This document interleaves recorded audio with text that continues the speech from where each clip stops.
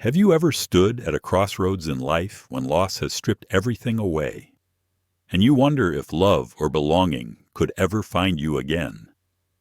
Clara Donnelly, a widow with nothing left but ashes, wandered into the wild frontier searching only for shelter. Instead, she found herself face to face with two young girls who boldly declared they needed her not as a stranger passing through, but as a mother. Their father, James Carver, carried wounds of his own silence from the battlefield, the shadow of a wife stolen by violence, and the crushing weight of raising daughters alone. But when danger closed in, when greed and corruption threatened to burn down everything again, Clara faced a choice no one should ever have to make: protect the children she had come to love, or risk everything to fight for justice. What would you do? If a family you barely knew asked you to stand in the fire with them, could you walk away? Or would your heart refuse to let go? Stay with us as we step into a story where loss becomes hope and strangers become family. Don't forget to like, share, and subscribe so you won't miss a single chapter of this unforgettable journey. The flames swallowed the night, turning the quiet of winter into a blazing inferno. They climbed into the snow-laden sky, devouring wood, dreams, and life itself. Clara Donnelly stood frozen. Her shadow stretched long across the snow. Her nightdress whipped in the heat. Her bare feet sank into the drifts. But she felt nothing beyond the desperate need to push through that wall of fire. "Daniel," she cried, the name torn from her throat. "My baby." She lunged toward what had once been her home, but strong arms caught her, pulling her back. A man's voice, hoarse with smoke, cut through her panic. "It's too late. No one's coming out of there." Clara twisted in his grasp, clawing at him. "Let me go. My husband, my child." He held firm, his face shadowed by the brim of his hat. Behind him, townsfolk stood in silence, their outlines stark against the snow. None stepped forward to fight the fire. They only watched as a heavy beam cracked inside the burning house, sparks shooting skyward like 1,000 fireflies. When the roof crashed down with a roar like thunder, something inside Clara collapsed too. Her knees buckled, and the stranger bore her weight as she sagged into the snow. "I'm sorry," he said, grief in his tone, but his grip did not loosen until the last wall crumbled. By dawn, nothing remained but blackened stone and ash. The snow fell softer now, blanketing the ruins in merciful white. 2 months later, Clara trudged along a snow-covered road. Her boots split at the seams, her black dress stiff with soot that could never be scrubbed away. Winter clutched Montana hard, but she hardly noticed the cold. It had become her constant companion, easier to bear than grief. In her arms, she carried a rough pine box with a brass clasp. Inside lay all she had left of her life, a charred locket holding a wisp of Daniel's hair, a silver spoon blackened by smoke, and a deed to land now worth nothing. The road curved and revealed Prosperity Ridge lying in the valley below. Smoke drifted from chimneys, horses stamped in corrals, and the white steeple of a church cut into the gray February sky. 6 years after the war between the states had ended, the town thrived more than most. In another life, Clara might have found it beautiful. Now, she saw only shelter, somewhere to hide from the storm sweeping in behind her. She pulled her shawl tight, tucked the box closer to her chest, and trudged down into town. The snow thickened. By the time she reached the main street, her cheeks were raw, her fingers stiff inside worn gloves. Prosperity Ridge consisted of one road lined with false front buildings, a general store, a saloon, a smithy, a barber. At the far end, the church stood with its doors shut tight. Clara paused outside Crowell's General Store, staring through frost-glazed windows. Inside she saw shelves of goods, a stove glowing red, and townsfolk murmuring together. Hunger twisted her stomach, but pride kept her from entering. Finally, as someone left, she caught the door and stepped in. Warmth enveloped her, along with silence. Conversation stopped. Every eye turned toward the stranger. Behind the counter stood a stern woman with iron-gray hair drawn back from a narrow face. She studied Clara from muddy boots to soot-stained dress to wind-burned cheeks. "Mrs. Crowell," Clara rasped, her voice barely working. "Do you need help I can sweep? Stock shelves? I don't ask for money. Just a corner by the stove until the storm passes." Agnes Crowell's lips thinned. "You're the Donnelly widow from Ash Hollow." It wasn't a question. Clara nodded faintly. "We heard about the fire." "Terrible thing," Agnes said. Yet her tone carried no pity, only suspicion. She leaned closer, voice sharp. "They say it started in the nursery. Strange place for a blaze, isn't it?" Clara's fingers tightened on her box. "I don't know. I was asleep when it began." Well, Mrs. Donnelly, I have no need for help. The Lord provides for those who walk in His light. For others," she gestured toward the door, "He sends His fire where He chooses." The words struck harder than any blow. Clara stood still, refusing to crumple before them. Then she turned, walked back into the storm, the door closing behind her. Snow drove sideways down the street. Clara pulled her shawl tighter and went to the church. Surely, God's house would not turn away a soul in need. The white boards gleamed in the fading light as she climbed the steps. She knocked. At last, a man with a silver beard cracked the door. His black collar marked him as the minister. "Yes," he asked. "Reverend, I'm sorry to disturb you. I seek shelter from the storm, only until it passes." Reverend Harlan Tate's pale eyes swept over her. "You're not from Prosperity Ridge." "No, sir. From Ash Hollow." My husband recognition lit his face.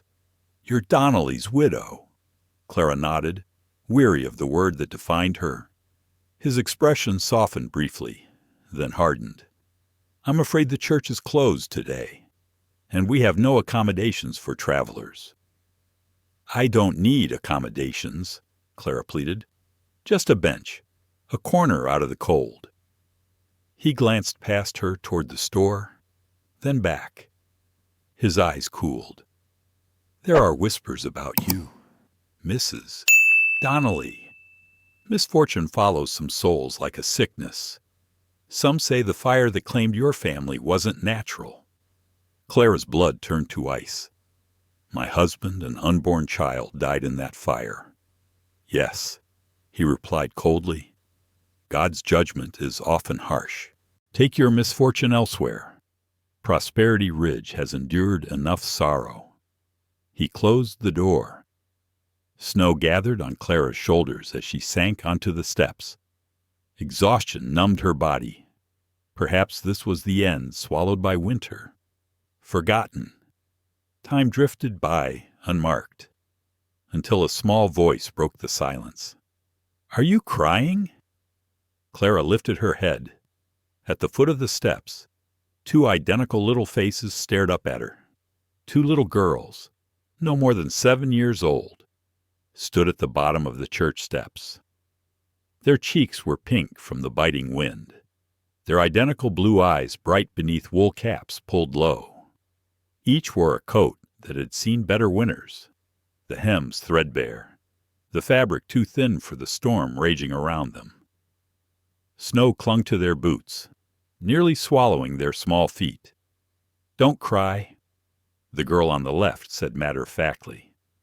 Her voice carried the clarity of a child too familiar with grief.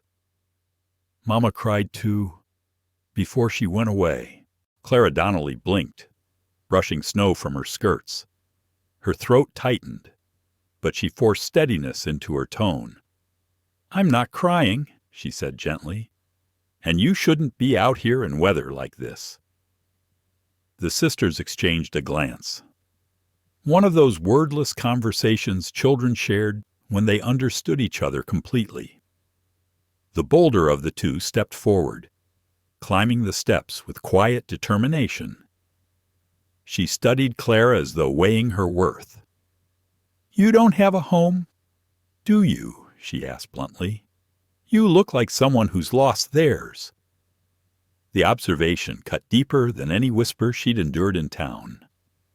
Clara hesitated, then admitted softly, "No, I don't have a home anymore." The quieter sister approached then, her mittened hand brushing Clara's skirt. When she pulled it back, black smudges stained the wool.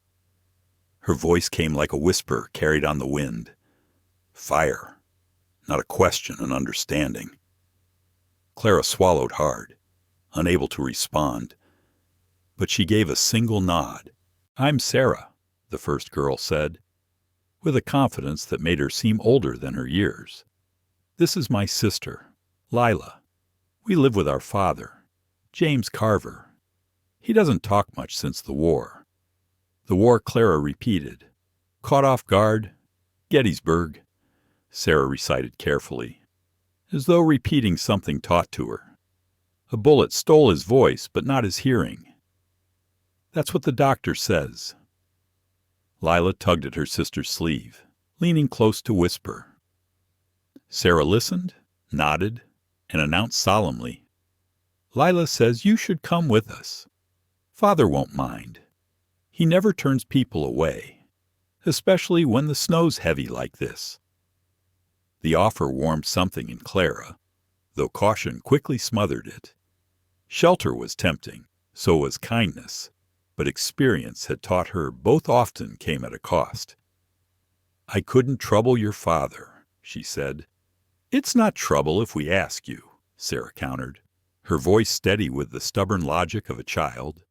"Besides, Lila had a dream about you." Clara's brows lifted.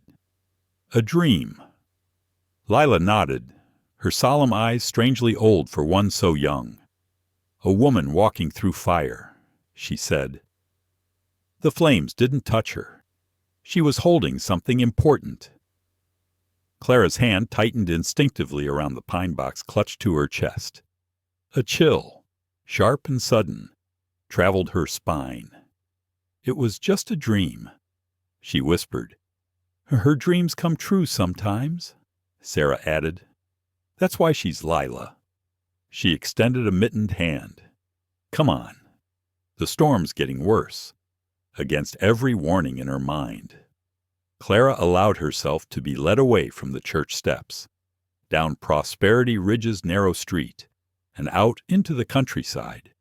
The snow swirled thickly, nearly blinding, but the twins moved with the certainty of those who knew their way by heart. The track curved through a stand of cottonwoods. Their bare limbs groaned under the weight of snow, shielding them slightly from the cutting wind. The drifts deepened, slowing their progress. Clara lifted Lila into her arms when the little girl stumbled, carrying her slight weight as though she were no heavier than a bundle of blankets. "It's not much farther," Sarah called, trudging ahead with the determination of a soldier on a march. "Once we clear the trees, you'll see the smoke." True to her word, when they stepped out of the cottonwoods, a homestead emerged from the white haze. A sturdy log cabin rose from the snow, a column of gray smoke drifting from its stone chimney. A barn leaned against the wind, its doors barred tight. An empty corral stretched beside it. The place was modest, but every line of it spoke of strength and care. Someone had poured sweat and steadiness into making this patch of land a home. Sarah stomped her boots on the porch before knocking on the door 2 sharp raps, then 3 slower ones, some secret code between them and the man inside. Clara hung back at the bottom of the steps, suddenly struck by doubt. What was she doing? Following two children to a stranger's cabin in the middle of a snowstorm, before she could retreat. The door opened. A tall figure filled the doorway. Broad shoulders stretched the flannel shirt he wore. Its sleeves rolled back to reveal strong forearms. His dark trousers were tucked into worn cavalry boots, the leather scuffed from years of use. His jaw was firm beneath a shadow of stubble, his nose straight, his eyes the same startling blue as his daughter's. But Clara's gaze snagged on the scar, a vivid line running from just below his left ear across his throat, vanishing into his collar, the kind of wound that should have claimed a man's life. The girls dashed inside, their voices tumbling over one another. "Father, we found her at the church steps. She doesn't have a home." The Reverend turned her away. "She has soot on her dress, just like in Lila's dream." The man raised a hand, silencing their rush of words, his gaze fixed on Clara, assessing her from the doorway. There was no welcome in his eyes, but no dismissal either, only measured caution. At last, he stepped aside, silently granting her entry. Clara hesitated only a heartbeat before stepping up onto the porch and into the cabin. The warmth washed over her immediately, scented with wood smoke, leather, and a faint trace of tobacco. He closed the door behind her, sealing the storm outside. The interior was simple, but ordered a wide hearth with a blazing fire, a rough-hewn table surrounded by chairs, shelves lined with books and small carvings. A curtain separated the main room from what must be the sleeping quarters. Everything bore the mark of discipline, precise, tidy, purposeful. The twins had already peeled off their coats and mittens, huddled near the fire. Lila patted the rug beside her, urging Clara to join them. James Carver reached for a slate hanging by the door. With chalk in steady hand, he wrote, "You may stay until the storm passes." He held it out, his expression unreadable. "Thank you," Clara said softly. "Your daughters found me outside. I didn't mean to impose." He erased the words with his sleeve and wrote again. "No one belongs out in this weather."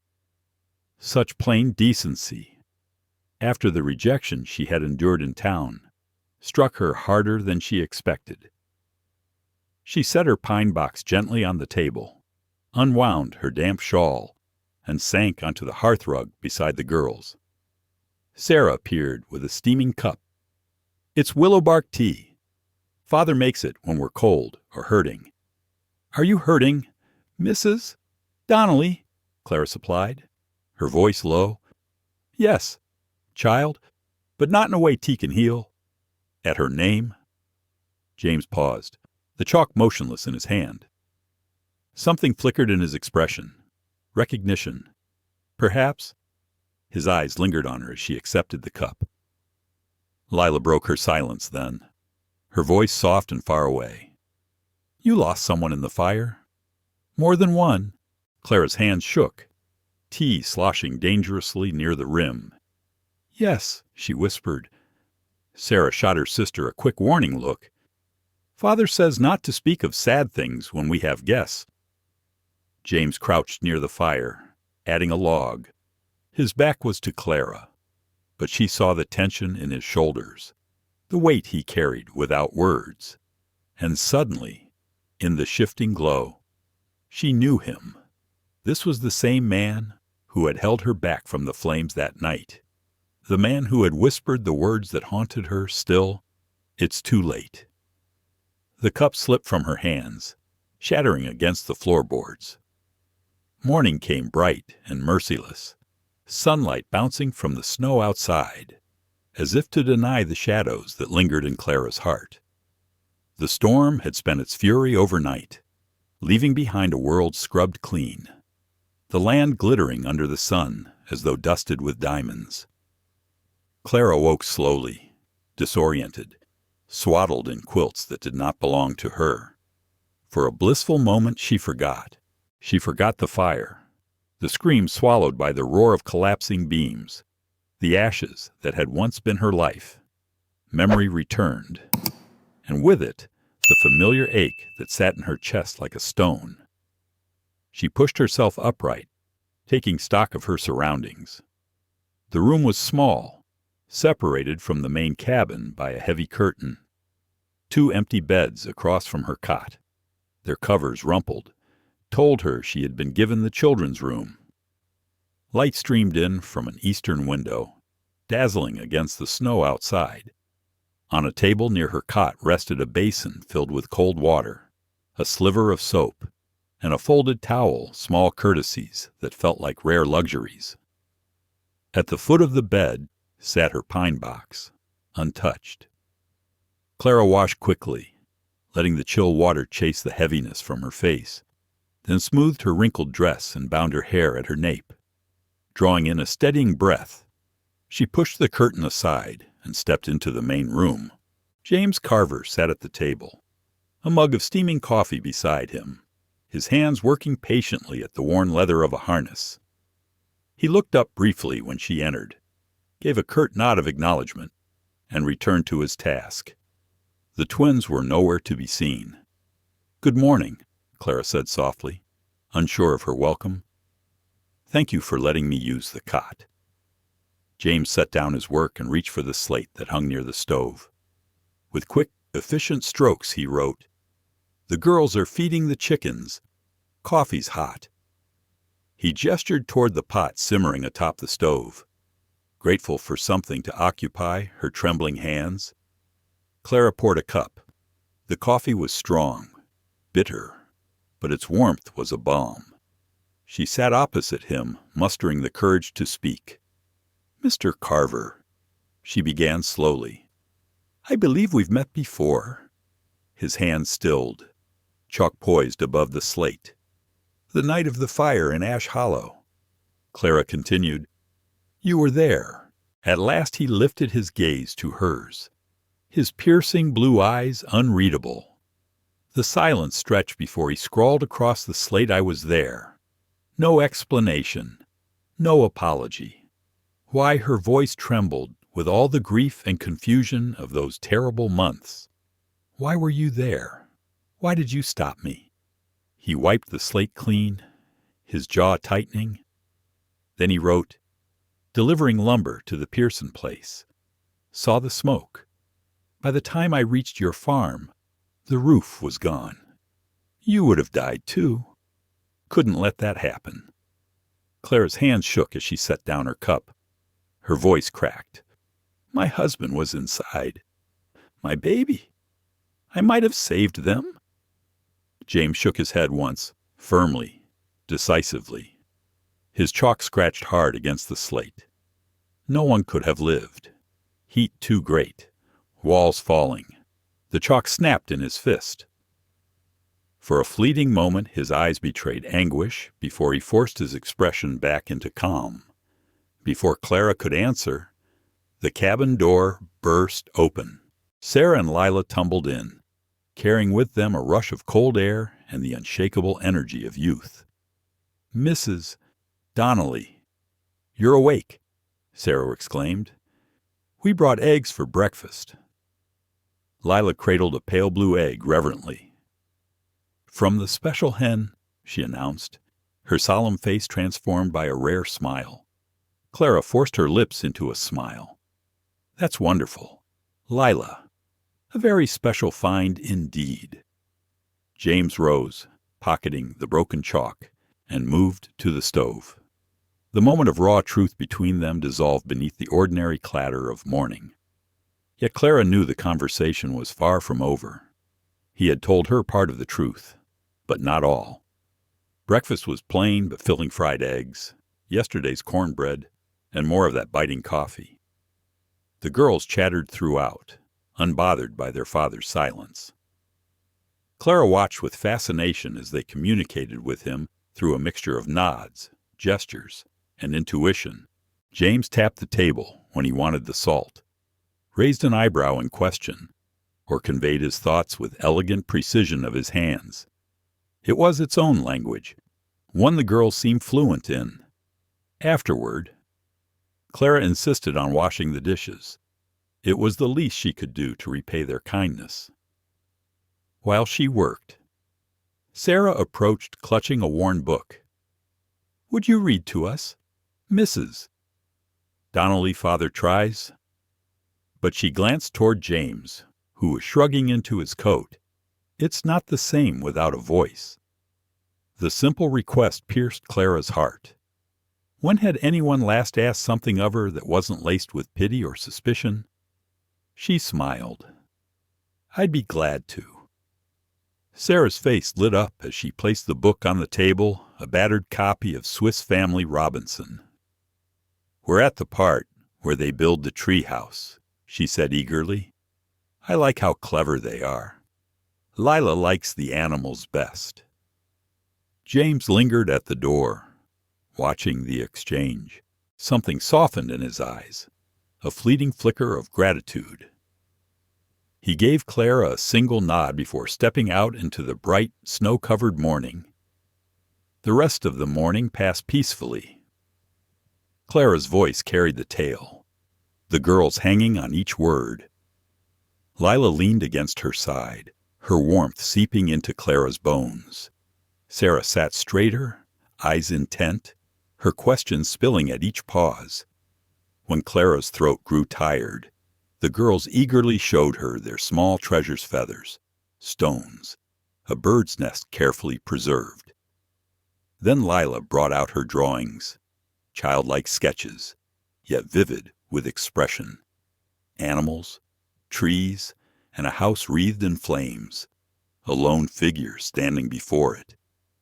In one corner was scrawled a name in uncertain letters. "Abigail." "Who is Abigail?" Clara asked gently. Lila folded the paper carefully, her eyes lowering.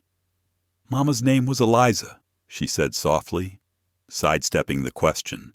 Sarah leaned closer, lowering her voice as though to keep her father from overhearing. "Lila dreams things," she confided. "Dreams that come true. Father doesn't like the fire pictures." "Does she dream of fire often?" Clara asked. Sarah's small face grew grave. Fire, and the man with the cold eyes, the one who made Father angry. Clara's breath caught. What man? But Sarah's expression closed off. "We're not supposed to talk about him. Father says some things are better left buried." Before Clara could press further, the door opened. James returned, the scent of winter clinging to him, snow melting from his boots. He surveyed the cozy scene before him, his expression carefully neutral. Crossing to the table, he wrote on the slate, "Need to go to town. Road's clear now. You're welcome to stay another night.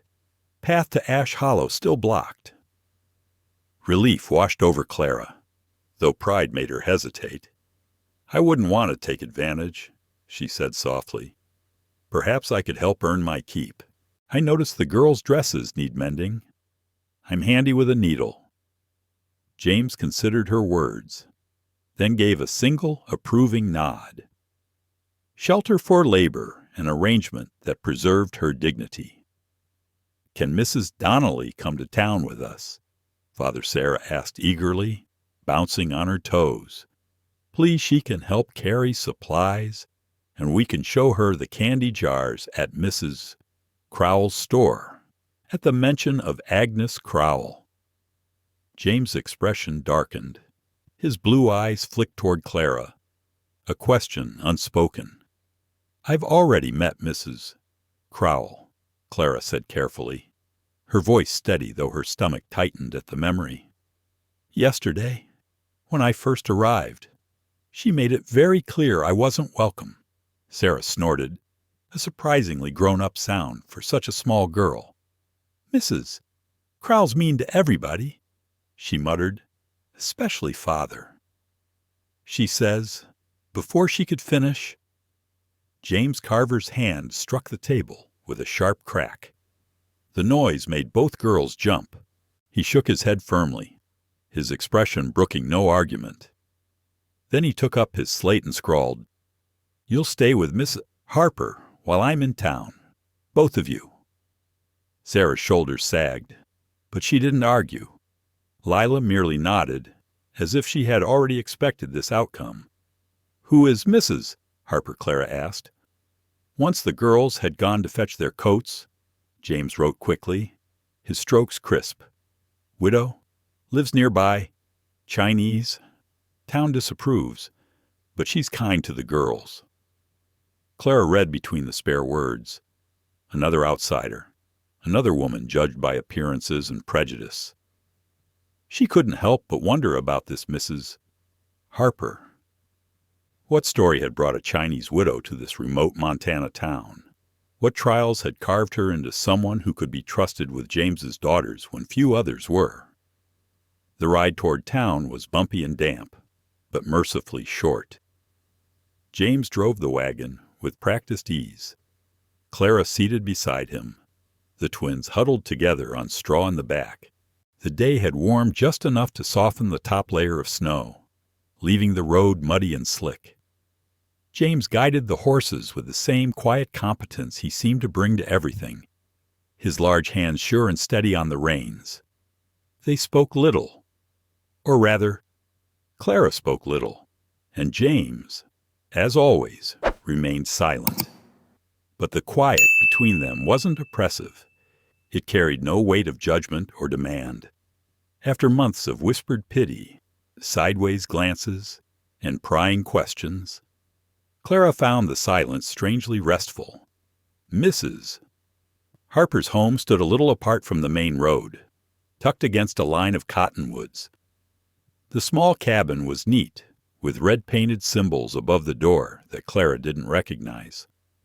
Bundles of herbs hung drying beneath the eaves, their fragrance carried faintly on the breeze. Smoke drifted from the chimney. The woman who stepped out to greet them was tiny, no taller than Sarah, and well past 60. Her face was a delicate web of fine lines. Her hair, white as new snow, pulled into a severe bun. She wore a plain blue dress of Western style, but her bearing carried something foreign fluid grace, centuries old, wrapped inside her small frame. "Sergeant Carver," she said, her accent slight but noticeable. Her dark eyes shifted to the twins, and the little missus. Then her gaze landed on Clara, assessing her with quiet sharpness. "And you bring a guest." James nodded, helping the girls down from the wagon. They scampered to Mrs. Harper, who greeted them with gentle pats and ushered them into her warm home. The older woman lingered on the porch, studying Clara openly. "This is the widow everyone whispers about," she said at last. It was not a question. Clara stiffened. "My name is Clara Donnelly." Something softened in the older woman's gaze. "Names matter, Mrs." Harper said gently. "They remind us who we are, even when others try to tell us different." She turned to James, brisk again. "You go to town. The girls will be safe here. Mrs. Donnelly also, if she wishes to stay." James lifted a questioning brow toward Clara. "I'll ride along," Clara said firmly. "I need thread and needles, if I'm to mend the girls' dresses." He gave a brief nod, then helped her back into the wagon. As they pulled away, Clara looked back. Mrs. Harper stood on her porch, straight as a reed, her sharp eyes following them. Prosperity Ridge looked almost ordinary in the clear daylight. The main street bustled with movement. Horses tied to hitching posts pawed the ground. Men hauled sacks and crates. Women carried baskets across the slush-rutted road. After so long on the margins, watching life from the outside, Clara felt almost startled by the simple bustle of normalcy. James drew the wagon to a stop outside the general store. Reaching for his slate, he wrote, "What do you need? I'll fetch it." Clara understood. He meant to spare her a second encounter with Agnes Krull, But something inside her rose in stubborn protest. She had been turned away, accused, pitied, and shamed long enough. "I'll come in," she said, her chin lifting. "I've nothing to be ashamed of. Mr. Carver, I've done nothing wrong." A flicker of something respect perhaps crossed his face. He inclined his head and came around to offer his hand as she stepped down. Inside, the store smelled of coffee, leather, and dried goods. Warmth radiated from the potbelly stove. Conversation faltered as soon as Claire and James entered. Heads turned, eyes followed. Agnes Krull stood behind the counter, her iron-gray hair pulled back tight, her lips thin as a pressed seam. Her gaze moved from James to Clara, narrowing sharply when she saw them together. "Sergeant Carver," she said, her tone clipped. "What can I get you today?" James handed her a folded list, his handwriting precise.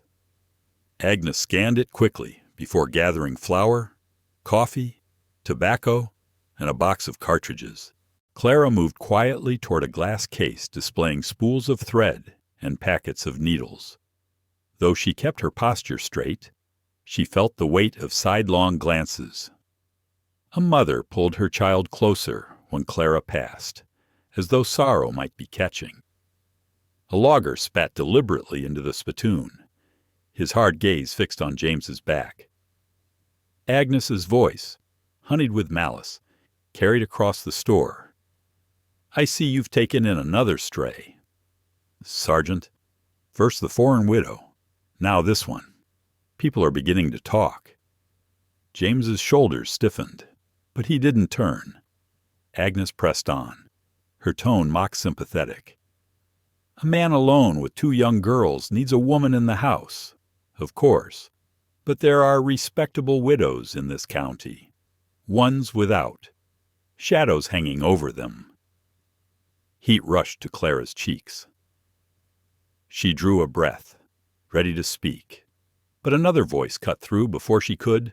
"Perhaps if you spent less time measuring other folks, Agnes Krull, and more time measuring your own heart, you'd find yourself closer to the heaven you claim."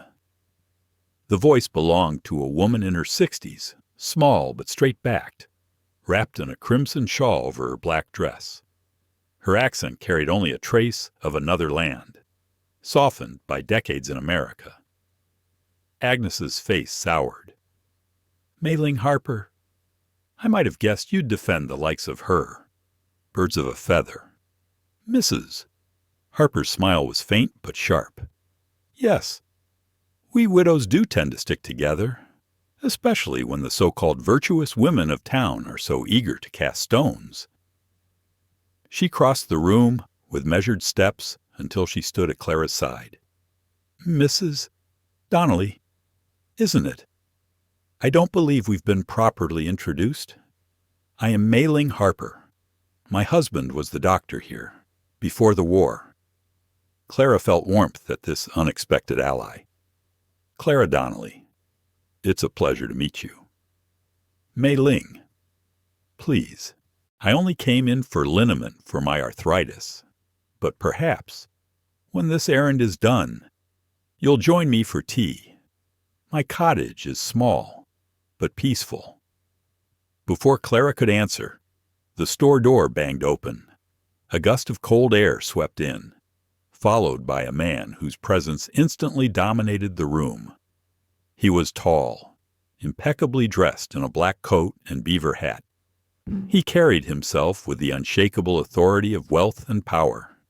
His face, once perhaps handsome, was now carved sharp and hard high cheekbones, thin lips, eyes pale as winter ice. "Agnes," he said smoothly, removing his hat to reveal silver-streaked hair. "Just the woman I wanted. I need to place an order for the spring shipment." Agnes Krull all but glowed under his attention. "Of course. Mr. Kane. Let me finish with Sergeant Carver, and I'll be right with you." The name made Clara's stomach twist. "Victor Kane." She had heard it whispered in Ash Hollow, tied to dealings that had never smelled of honesty. Kane's gaze swept the store, pausing on James with narrowed recognition before coming to rest on Clara. For the briefest instant, something flickered in his eyes, recognition, sharp and cold, before it was smoothed away behind a practiced smile. He knew her, or knew of her. Sergeant Carver. Victor Kane's voice was as smooth and dangerous as whiskey gone sour. Still keeping to this little town. I see, and now with company. James's face didn't betray emotion, but Clara noticed the subtle shift of his hand. It had slid to rest on the hunting knife strapped at his belt, his knuckles pale from the pressure. Kane stepped closer, crowding James's space, his posture one of deliberate challenge. "How curious," Kane drawled, his gray eyes sharp as ice. "Another woman at your side so soon. Let's hope this one doesn't vanish the way Eliza did." The words seemed to drain warmth from the room. James's jaw clenched, a muscle ticking in his cheek. Kane turned his gaze toward Clara, offering her a smile that never reached those glacial eyes. "Mrs. Donnelly, isn't it the widow from Ash Hollow? Such misfortune. My deepest sympathies." The words were polished, but hollow, like lines rehearsed too many times. Clara's stomach tightened. This man knew more about her than he should. "Thank you, Mr. Kane," she said evenly, refusing to look away. "You seem well informed for someone I've never met." His smile widened, all teeth. "I make it my business to know every soul in this county, Mrs. Donnelly, especially newcomers with unusual stories." At her side, Mei Ling Harper shifted closer, her presence subtle but protective. She spoke calmly, her tone neutral though her eyes were wary. "Victor Kane controls much of Prosperity Ridge," she explained, "including the lumber mill where half the men in town earn their wages." "Not just the mill," Kane corrected smoothly. He spread his hands as if unveiling a grand future. "I own what's ahead for this place. The future of Prosperity Ridge." His gaze cut back to James. "Speaking of future, Sergeant, have you reconsidered my offer for that southern parcel of yours? My price still stands, though not forever." James's answer was a single firm shake of his head. Kane sighed theatrically. "Stubbornness is a poor substitute for wisdom. Carver, that land could serve this town far better under my hand than rotting under your limitations."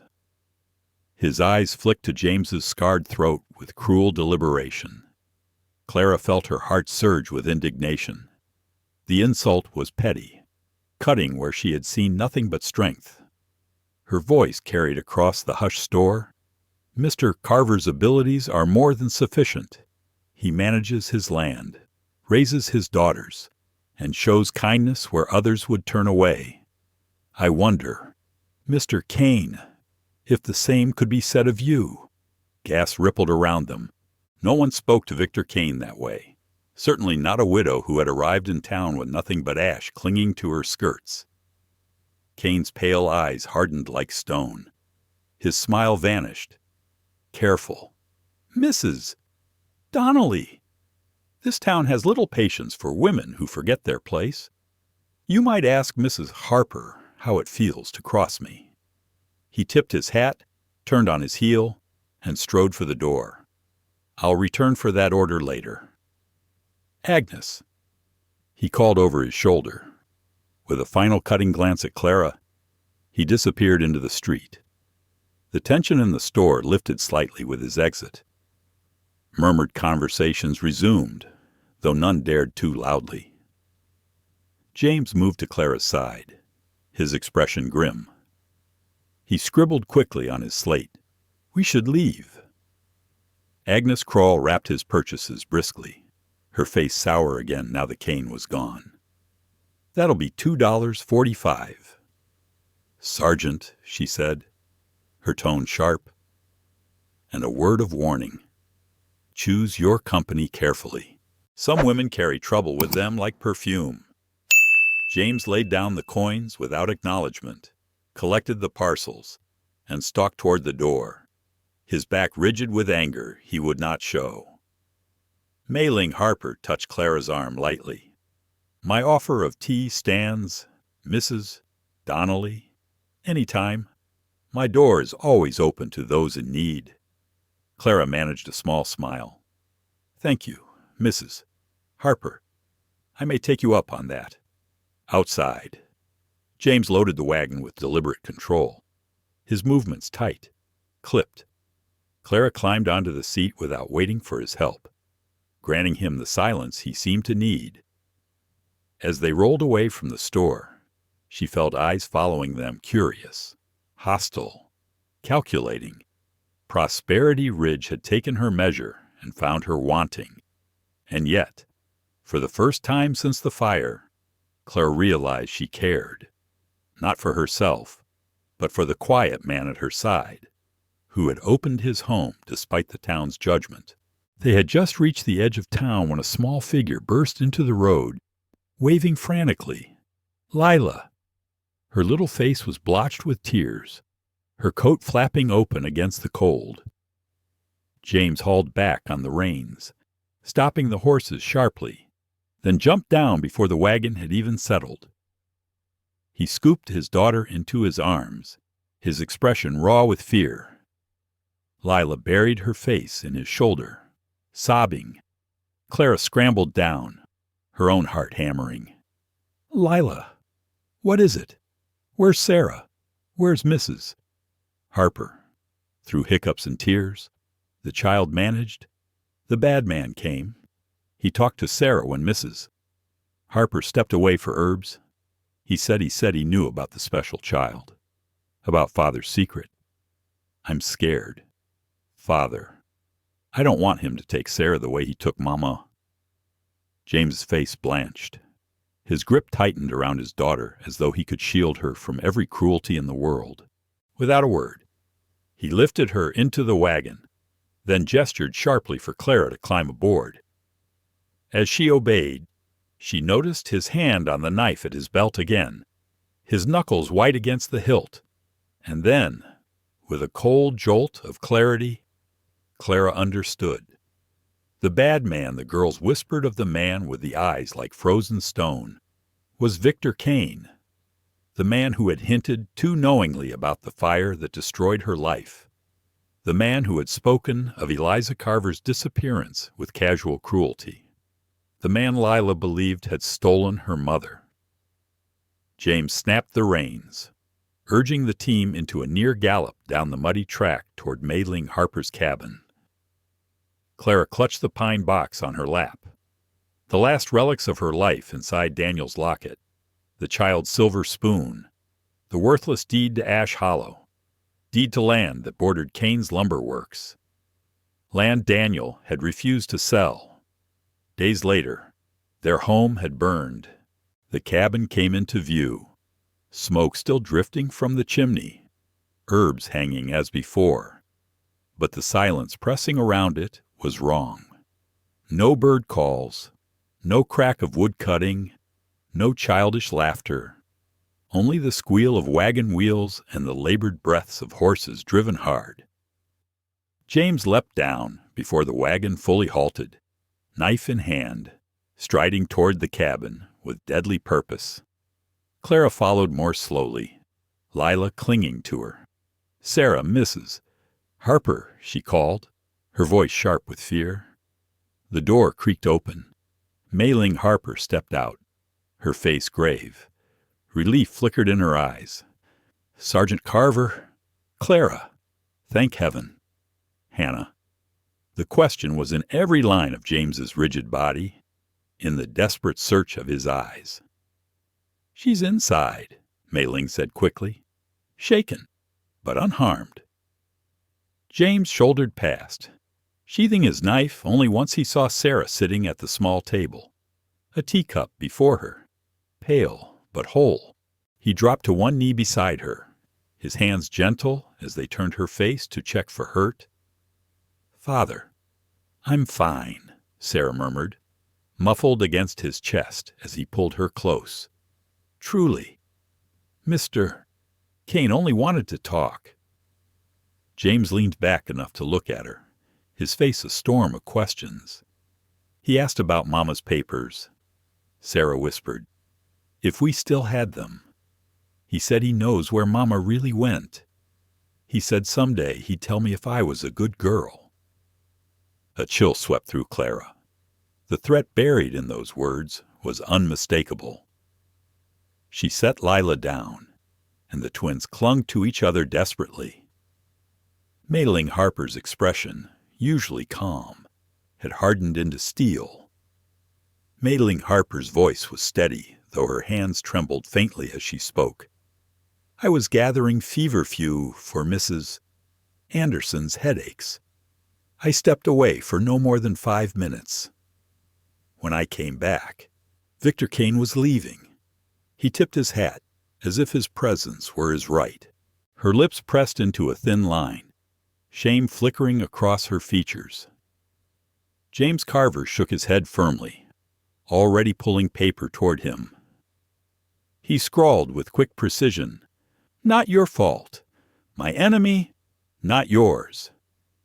Mayling read the words, and her expression softened. "We all have enemies in this place, Sergeant. Some wield more power than others, but you are not the only one he marks." Clara knelt before the twins, her hands gentle as she tried to coax more from them. "Sarah, sweetheart, did Mr. Kane say anything else? Anything about Ash Hollow?" Sarah's eyes darted nervously toward her father before she shook her head. "No, ma'am. Only about Mama. About papers." She hesitated, then blurted, "And he said there was a child that didn't belong. I think he meant me or Layla. But we do belong. We're Father's girls." James's face went chalk white. He scribbled something quickly and slid it across to Mei Ling. She read and gave a solemn nod. "It's best you take your family back home," she said gently. "And Mrs. Donnelly should go with you. None of you are safe alone now." Clara felt the air between them shift, some secret knowledge passing silently between Mei Ling and James. "What is it?" she pressed. "What does Kane want?" Mei Ling sighed, a sound filled with sorrow. What men like Victor Kane always want: power, control. He has most of this town in his grip, but there are a few who will not bend. Your sergeant here is one. I am another. And perhaps you, Mrs. Donnelly, are a third. James gathered the twins with brisk efficiency, bundling them into their coats. His movements were calm, but Clara could see the storm beneath the surface. This was no longer a homesteader. This was a soldier bracing for battle. Mei Ling touched Clara's arm, her dark eyes sharp. "Be careful. Kane does not forgive, and he never forgets. Once you stand against him, he marks you." Clara tightened her grip on the pine box in her lap. "He's already taken everything from me." "Don't be so certain," Mei Ling murmured. "Sometimes we find new treasures in the ashes, treasures worth protecting." Her gaze slid to James and the twins. The ride back to Carver Ranch was cloaked in silence. James drove with one arm wrapped protectively around the girls, who leaned against him, subdued and weary. Clara sat in the back with the supplies, the pine box heavy on her knees, as though it were a shield. Her mind turned in restless circles. Eliza Carver gone these 3 years.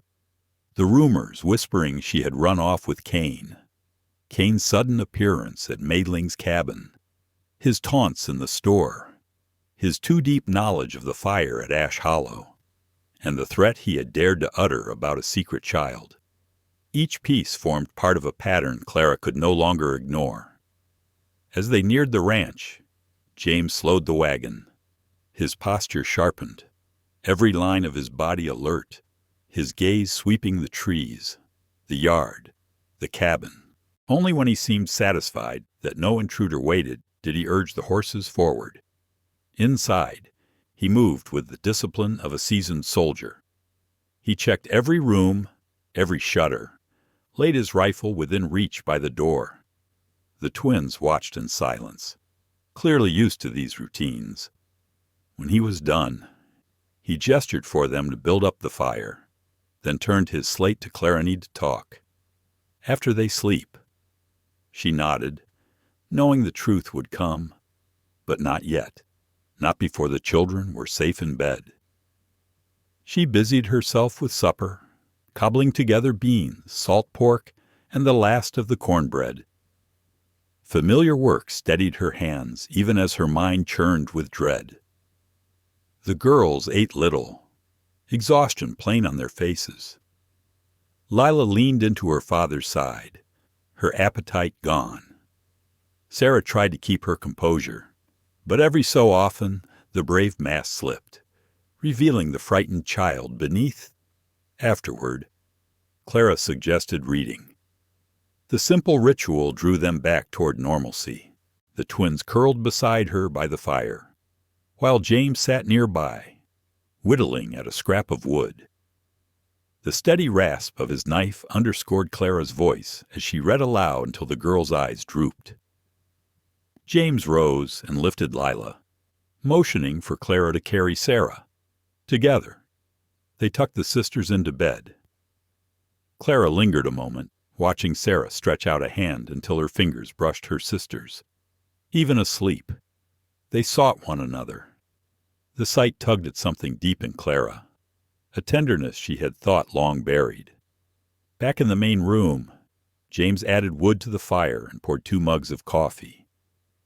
He sat at the table, slate ready, waiting. Clara joined him, cradling her cup in her hands. "They're asleep," she murmured. Though he already knew, James began writing with deliberate care, the strokes measured, controlled. When he finished, he turned the slate toward her. "I owe you the truth. About Ash Hollow. About today. About why you're in danger." A chill swept through Clara. "Yes," she whispered. "You do." He erased and wrote again, filling the slate with his slanted script. "I was delivering lumber that night. Not to the Pearsons. To Kane's new lodge. I saw the smoke. By the time I reached your place, it was gone. You were outside, trying to get in. I couldn't let you." Clara closed her eyes, memories searing her the roar of flames, the unbearable pull toward the house, the arms that had held her back. "You saved my life," she admitted. "But it doesn't explain why Kane knows so much, why he hints about your wife, why he talks of some secret child." James's jaw worked as he scrawled again. Eliza didn't run off with Kane. She found proof his mill was stealing timber from federal land. She threatened to expose him. 3 days later, she vanished. He spread the lie she left with him. The town believed it. Clara's stomach tightened. "You think he killed her?" James's nod was grim. He wrote on. "Sarah isn't mine by blood. She's my brother's girl. He fell at Gettysburg. I swore to raise her. Kane knows. He threatens to claim I stole her if I ever speak of Eliza." Clara's breath caught. She thought of Sarah's 2 old eyes, her fierce protectiveness, not James's daughter by blood, but his in every way that mattered. Does she know? James shook his head. Too young. We'll tell her when it's time. Not now. Not like this. Clara hesitated, then asked the question clawing at her heart. "And Daniel, my husband, did he know Kane?" James hesitated before writing. "Worked as surveyor for Kane's mill. Good man. Wanted to leave. Refused to sell your land. Kane wanted it." The coffee mug trembled in Clara's hands. "Are you saying Kane set the fire? That he murdered Daniel and my unborn child? James's face was carved in stone. Rage coiled just beneath the surface. He wrote one word, stark and final. The truth struck Clara like a physical blow. The room swayed. Her fingers tightened on the pine box in her lap. The last relics of a life Kane had stolen. Clara had long suspected, circling around the dreadful possibility. But hearing it spoken, seeing it written in James Carver's careful hand, turned grief into something sharper, something edged with fire. For months, she had carried her sorrow like a stone, convinced the blaze that had consumed Daniel and their unborn child was an accident, some cruel strike of fate. Now that burden transformed, honed into fury. "Do you have proof?" she asked, her voice steady though her pulse raced. James shook his head slowly, regret flickering across his scarred face. He wrote on the slate, "Only suspicion. Kane is careful. Sheriff and judge both in his pocket." Clara thought of the pine box and its pitiful contents, the locket, the blackened spoon, the land deed scorched but intact. So Eliza disappears after warning Kane. Daniel dies in a fire after refusing to sell our land. And now Kane threatens your daughters. She raised her eyes to his, meeting the steady blue gaze. "What does he want from you?" James didn't hesitate. "Land. My southern parcel borders his operation. Water rights. He needs them for his mill. I won't sell. Last piece of resistance in the valley." "And me," Clara pressed. "Why am I in danger?" His expression darkened. The chalk moved slower this time. "You saw the fire. You know he was there. Now you're here, with me. He'll see us as a threat, two enemies joined together." Clara sat back, her breath catching. Her husband's death was not an act of God. Daniel and their child had been murdered, snuffed out because a powerful man's greed could not be denied. And here she was now, under the same roof as another of Kane's enemies, a man who had lost his wife to the same rot. It was no coincidence. It was a pattern. "What do we do now?" she whispered. James considered, then wrote, "Be careful. Watch the girls. Speak to Mei Ling. Get word to the federal marshal. Until then, we wait. Stay together." Clara nodded. He was right, they had no proof, only suspicions. To move too soon would be folly. Still, the thought of patience chafed. Her heart demanded justice, but her head reminded her how easily Kane crushed those who opposed him. James added one last line. "You should leave at first light, safer away from here." The words stung more than she expected. Of course he would want her gone. She was a burden, an added danger. Yet the thought of leaving, of returning to her aimless wandering, of facing the cold world alone again, left her weary in a way she couldn't name. "Is that truly what you want?" she asked softly. "For me to go?" James studied her for a long moment before shaking his head. His hand moved again, quick and firm. "No. I want you safe. But Kane knows you're here now. Too late. You stay. You're in his sights too. I've been in his since Ash Hollow." Clara straightened, resolve settling into her bones. "Then I've been his enemy longer than I realized. If I leave, I'll never know the truth, never see justice for Daniel and our child." Her voice steadied, sharp as steel. "I'm staying, James, until we see this through." He met her gaze, something flickering in his eyes. Admiration, perhaps, or the relief of no longer standing alone. He nodded once, a soldier's acknowledgment of partnership. Silence wrapped around them as the fire sank low, both lost in private thoughts, yet bound together by shared danger. Outside, The wind picked up, carrying snow across the windows in ghostly veils. Clara thought of Lila's drawings, the burning house, the lone woman in the flames, the name Abigail scrawled in a child's uneven hand, another piece of a puzzle she could not yet solve. James rose and added wood to the fire. The movement pulled her gaze to his profile, the scar carved across his throat, the strong set of his jaw. She wondered what his voice might have sounded like if the war had not stolen it. Perhaps deep and steady, perhaps tender in private. He turned as if sensing her thoughts, and in the firelight, his eyes revealed a question, a vulnerability. Clara found herself speaking into the quiet. Daniel was a dreamer. He wanted to move east, open a bookshop. We planned to name the baby Eleanor, after my mother. The words came easier than she expected, no longer jagged with unbearable pain. I never thought I'd speak of them again without breaking, but here I am. James moved to the table and wrote grief changes. Doesn't leave. Makes room for living. Such simple words, yet they rang with truth. Clara swallowed hard. You understand?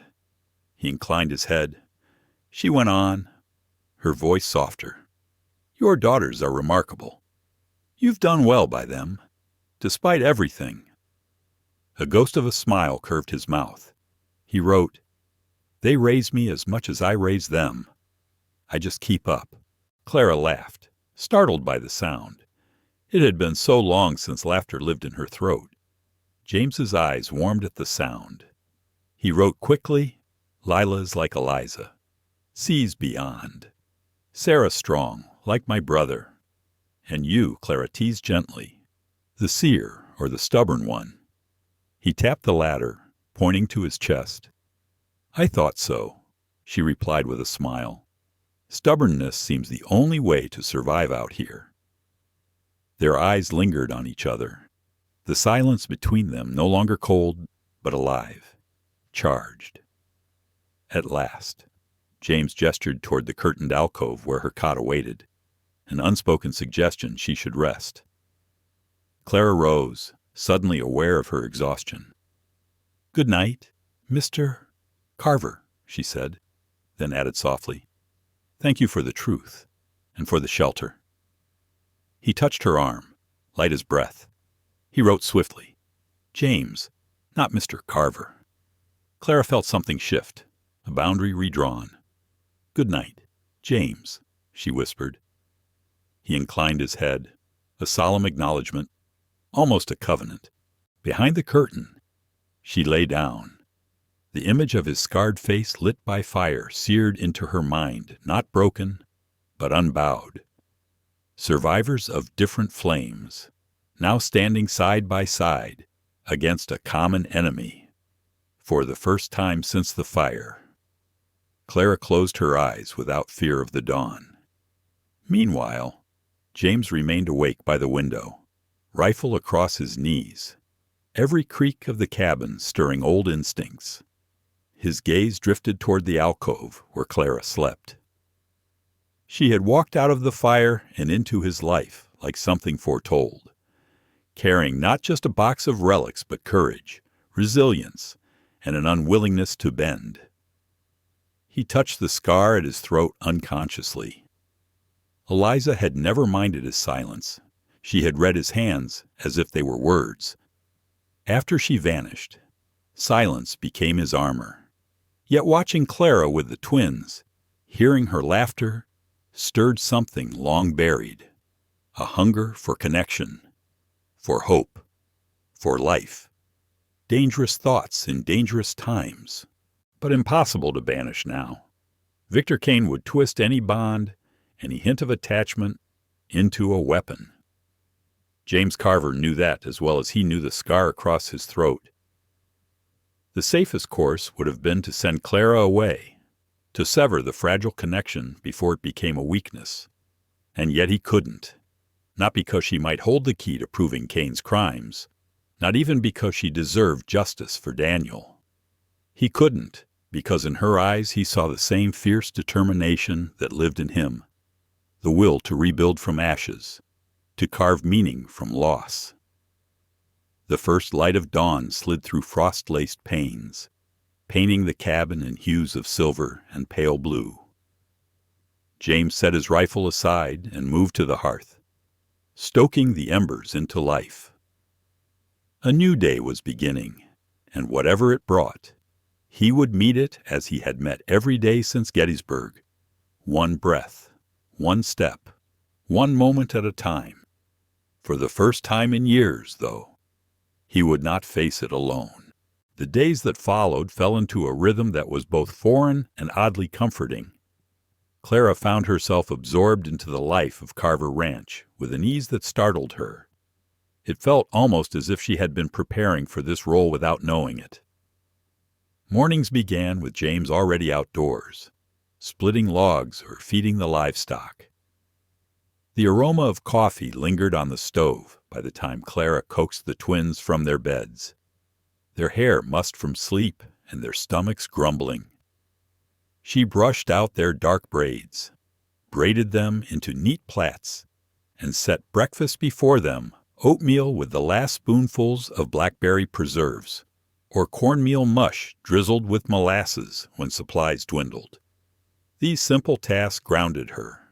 They tethered her to the present, keeping grief from dragging her backward into the shadows of Ash Hollow.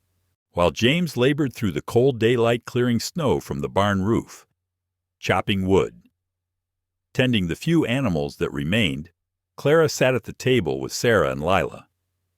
She guided their small fingers over letters and numbers, patient as Sarah mastered each lesson with methodical determination, while Lila's attention wandered toward the crackle of the fire or the patterns in the frost. Yet Lila's memory was uncanny. She could recite whole passages after hearing them once, her soft voice carrying a lyrical cadence. Evenings drew them together again before the fire. James carved woodland animals from pine scraps, his knife sure and steady. The twins played with carved soldiers or made up games of their own.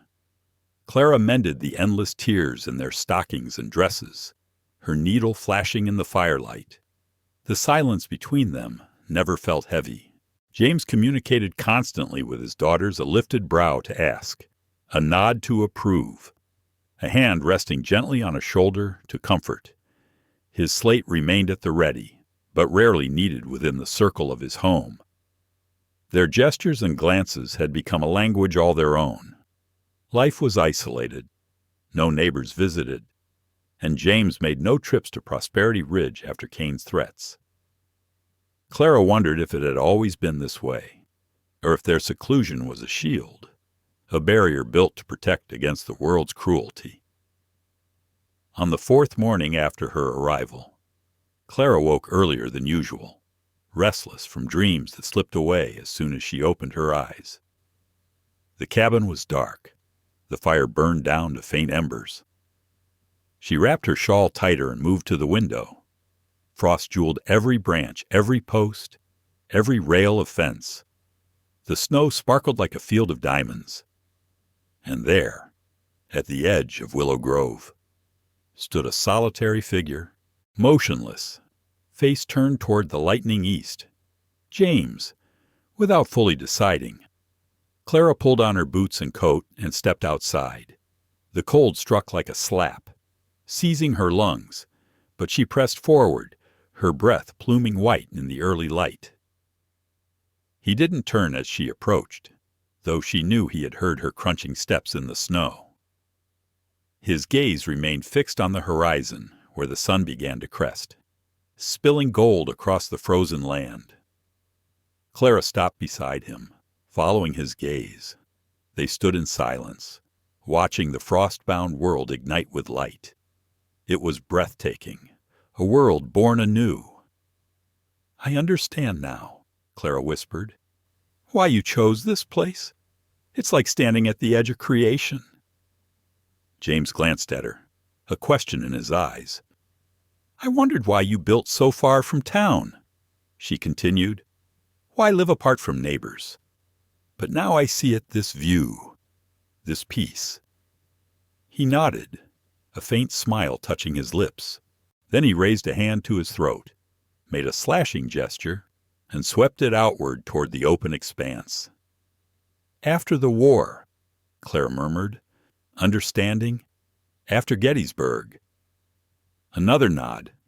He gestured vaguely toward Prosperity Ridge, then shook his head firmly. He had sought distance, not from disdain for others, but from pity, from the weight of stares he could not bear. This was not exile, it was sanctuary. Clara's throat tightened. "I think I understand that, too. After the fire, people looked at me differently, as though grief itself were catching." The rising sun caught in James's eyes, turning blue into amber. He studied her face, then deliberately touched his chest and, after a pause, hers. The simple motion spoke more than words. "I see your loss. I carry mine too." Something inside Clara eased, a knot unraveling. This man understood not just her words, but the silence between them. A sudden flicker of movement drew his attention.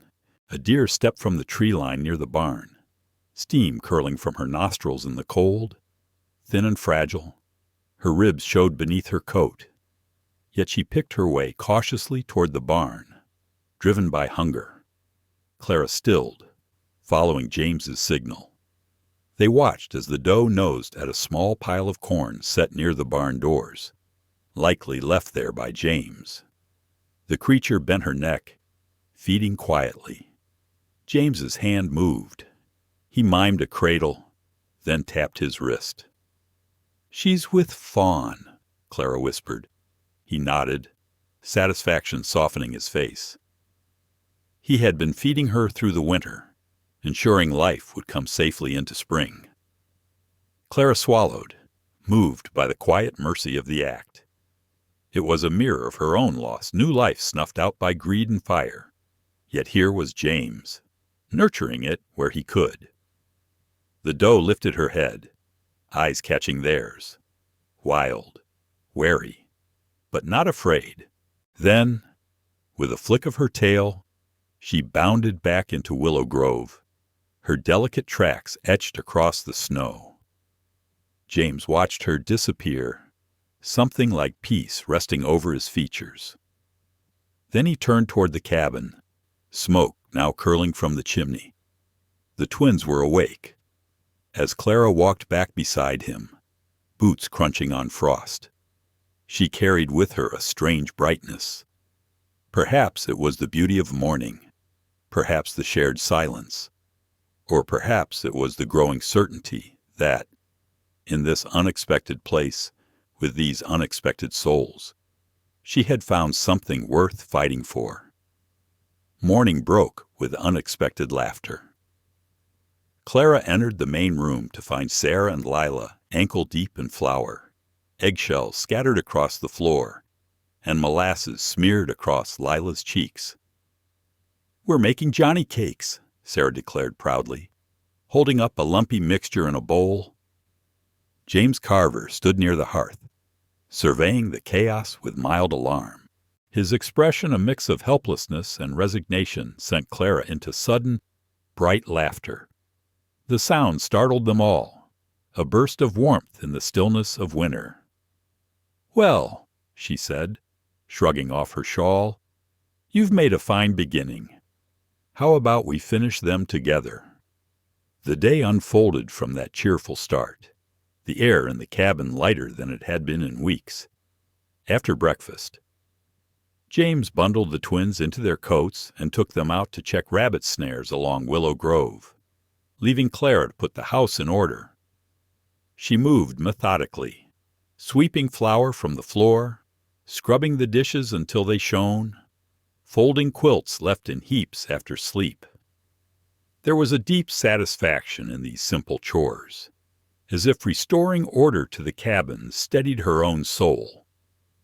As she straightened the shelves near the hearth, her eyes fell on James's collection of books-worn volumes of poetry, manuals on farming and woodcraft, a Bible whose cover had frayed at the corners. Nestled among them was a leather-bound journal, its spine cracked but carefully maintained. She pulled it free, meaning only to dust it, but a name caught her eye. Abigail. Her breath stilled. With hesitant hands, Clara opened the journal. The entries were written in a woman's flowing script, Eliza Carver's hand. One page in particular stopped her heart. April 15th, 1868. Abigail visited again today, bringing word from Ash Hollow. The trouble with Kane worsens. Daniel believes he has evidence of timber theft on federal land, but fears revealing it. Too many officials already bought. Suggests we appeal to the governor in Helena. James must not know we risk his protection of Sarah if Kane discovers our connection. Sometimes I think he suspects. He found one of her letters last month. I told him it was from an old school friend. Perhaps he believed me. Perhaps he chose to pretend. The girls grow quickly. S is the image of her father, not James, but his brother. In Lila, I see myself at that age, before the war. I must stop Kane before his greed devours us all. Believes we can succeed, if we are careful. God grant she is right. Clara closed the book, her pulse racing. Abigail, Eliza's sister, a schoolteacher in Ash Hollow. And Daniel, her Daniel, had been tied to their secret effort against Kane, a conspiracy of women, and perhaps her husband too, trying to gather proof of theft and corruption. The creak of boots on the porch startled her. She shoved the journal back onto the shelf just as the door opened. James and the twins came in, cheeks flushed from the cold, arms laden with 3 snowshoe hares. Clara Lila shouted, bouncing on her toes. Father showed us how to check the snares, and Sarah didn't even cry when he skinned them. I never cry, Sarah said, though the green tinge to her face betrayed her. James's eyes flicked from the shelf to Clara, his gaze narrowing slightly. She felt heat rise to her cheeks, but the chatter of the twins deflected the moment. That evening, after the rabbits were stewed and the girls tucked into bed, Clara sat by the fire patching Sarah's winter coat. James carved at a block of wood, a deer slowly emerging beneath his knife. But she felt his glances, steady and searching. At last, she set aside her needle. I found Eliza's journal today, she said softly. I wasn't prying, but I saw a name that confused me. James froze, the knife poised mid-cut. He lowered both knife and carving, then reached for his slate. One word. Abigail? Yes, Clara whispered. Eliza wrote of her. A woman from Ash Hollow, working with her against Kane. She mentioned Daniel, too. James's expression darkened, slowly, carefully. He wrote, Eliza never told me. Kept secrets to shield us. Too many secrets. Who was Abigail? Clara pressed. His hand hesitated, then moved again. Her sister, married name Ellis, school teacher in Ash Hollow. Clara's memory stirred. Margaret Ellis, the stern schoolmistress, always set apart from the gossip and gatherings of town. She had known the woman only slightly, but Daniel must have known her far better. And what became of her? Clara asked, though part of her dreaded the answer. James's jaw tightened. His chalk scraped hard against the slate. Found in the creek. They called it an accident, months before Eliza vanished. Clara shivered. Though the fire blazed, another woman silenced, another accident, and now the pattern was clear. Her voice was low, but firm. Daniel worked with her. Didn't he? He was part of it. James nodded heavily. Kane marks those who resist. Disappearances, fires, tragedies dressed as fate. The weight of it settled between them. For a moment, the silence felt immense. But instead of despair, Clara felt clarity. If Victor Kane had already marked her for destruction, then fear was useless. What remained was choice. Her gaze drifted to the curtained alcove where Sarah and Lila slept. They were the reason, the living proof that loss didn't end life, that new beginnings could be carved out of devastation. Clara looked across the fire at James, her voice steady. "We must stop him. Not just for Eliza, not for Daniel or Abigail, but for Sarah and Lila, for their future." James studied her, something like admiration lighting his eyes. He picked up the slate. "Dangerous. Need proof. Kane is careful. Then we'll be more careful," Clara countered. Eliza and Abigail were gathering evidence. The journal mentioned documents, records of timber theft. If we could find them. James's head lifted. He wrote swiftly. "The papers Kane asked Sarah about. That's what he's after." Clara leaned forward, her pulse quickening. "Then they still exist. Eliza must have hidden them somewhere. Only family would think to look." James frowned, thinking back. "I searched everywhere after she disappeared. Found nothing." "But you weren't searching for papers," Clara reminded him gently. "You were searching for her. There may be places you overlooked, behind the curtain." Lila stirred in sleep, murmuring words they couldn't catch. Clara waited until silence returned. "If we can find those papers," she whispered, "we take them to the federal marshal. Then Kane can't touch us." James hesitated, then nodded once. "Tomorrow, we search together." Clara felt a surge of purpose, sharper than grief, stronger than fear.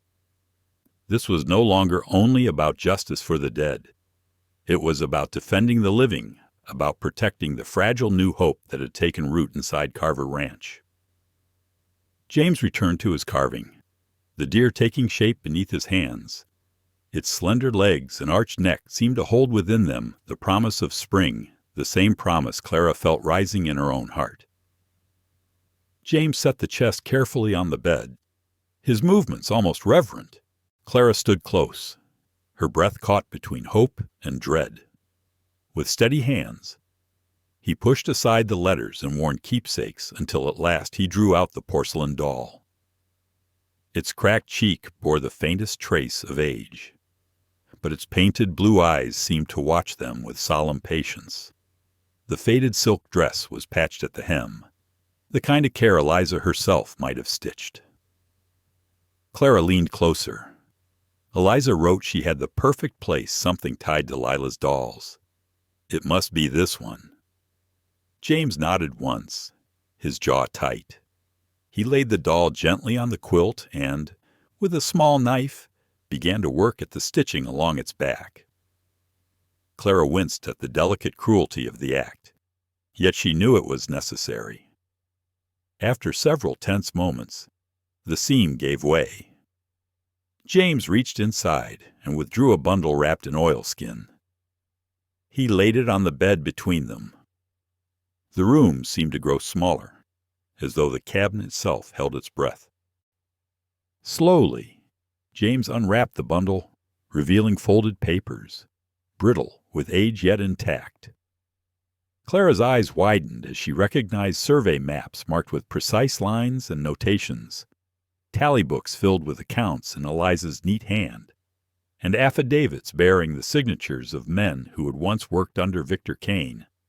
Clara pressed a hand to her chest. This is it. Proof of everything she risked her life for. And Abigail, too. James's face was carved from stone, but his eyes told a different story, relief tempered by sorrow. He set the bundle back inside the chest, tucking it beneath the letters, as though to shield it even now. With deliberate movements, he stitched the doll closed again, restoring its secret. When the task was finished, he wrote on his slate, "Too dangerous to keep here. Kane suspects. Must hide again." Clara nodded, her heart pounding. "Then we take it to someone Kane can't reach. The federal marshal. James hesitated, his eyes narrowing in thought. Then he wrote Marshal Everett Cole. Helena, trusted man. Long ride. Snow heavy. Must plan carefully. Clara traced the doll's cracked cheek with her fingertip, the weight of history pressing down on her. Eliza trusted this to be found someday. She believed justice was still possible. We can't let her faith be wasted. Before James could reply, the sound of small footsteps reached them. Sarah stood in the doorway, rubbing sleep from her eyes, her braid loose around her shoulders. "Papa Clara?" she asked softly. James quickly pushed the chest beneath the bed once more, replacing the doll on top as if it had never moved. Clara forced a smile, smoothing her skirts. "Go on back to sleep, sweetheart. We'll be along shortly." Sarah studied them with an uncanny sharpness far beyond her years, but said nothing. She turned back toward the alcove, and the curtains swayed closed behind her. The moment stretched between Clara and James. "At last," Clara whispered. "They deserve the truth. Someday, but not yet." James gave a grave nod, his silence both an agreement and a vow.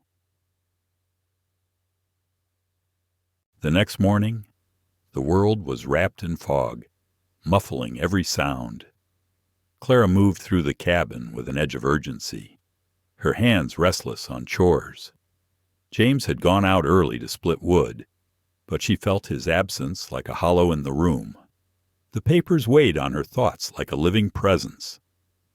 When James returned, snow clung to his shoulders, his breath forming clouds in the frigid air. He shook the cold from his coat and set the axe aside.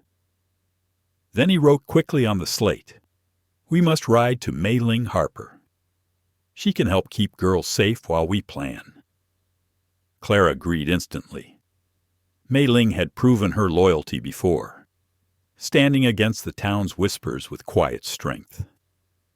They saddled the horses, bundling the twins into thick coats and scarves. Sarah protested at first, wanting to stay behind, but James's stern look silenced her. The ride was silent save for the crunch of hooves in the snow. Clara felt the weight of the doll in the saddlebag, hidden among blankets, and her pulse quickened every time the wind shifted through the trees. At last they reached Mei Ling's cottage, smoke curling from the chimney, herbs swaying gently from the eaves despite the winter chill. Mei Ling opened the door before they knocked, as though she had sensed their approach. Her dark eyes flicked from James to Clara, then to the children, and finally to the saddlebag, slung over James's shoulder. "You found it," she said simply, no question in her tone. Inside, over steaming tea.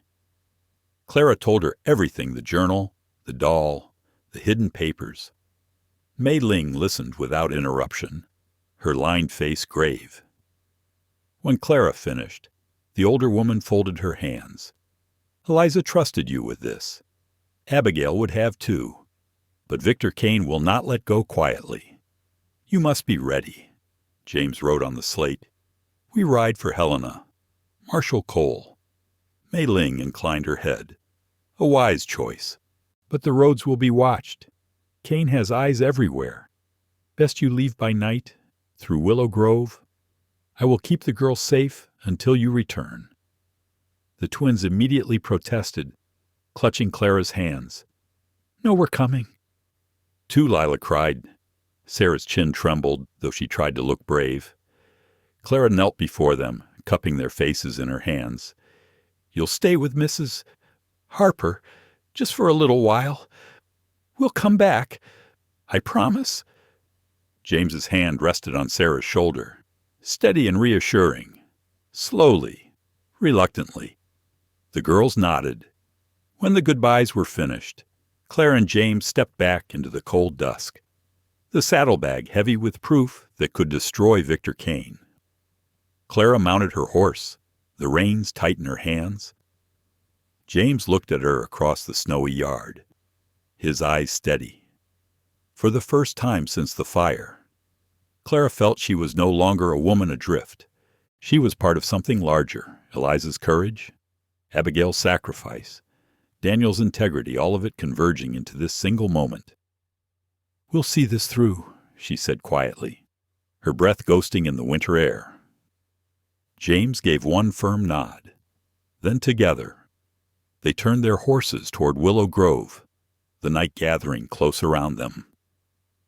The storm raged through the night, battering Carver Ranch with wind and sleet until it felt as if the very walls might shudder apart. Clara sat beside Lila's bed, smoothing the girl's damp hair back from her forehead, whispering soothing words that were nearly drowned by the roar outside.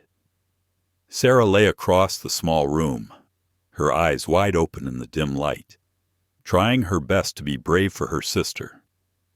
James had taken up a silent vigil in the main room, rifle close at hand, his shadow passing the curtain whenever he stirred the fire or checked the latch on the door, though he made no sound.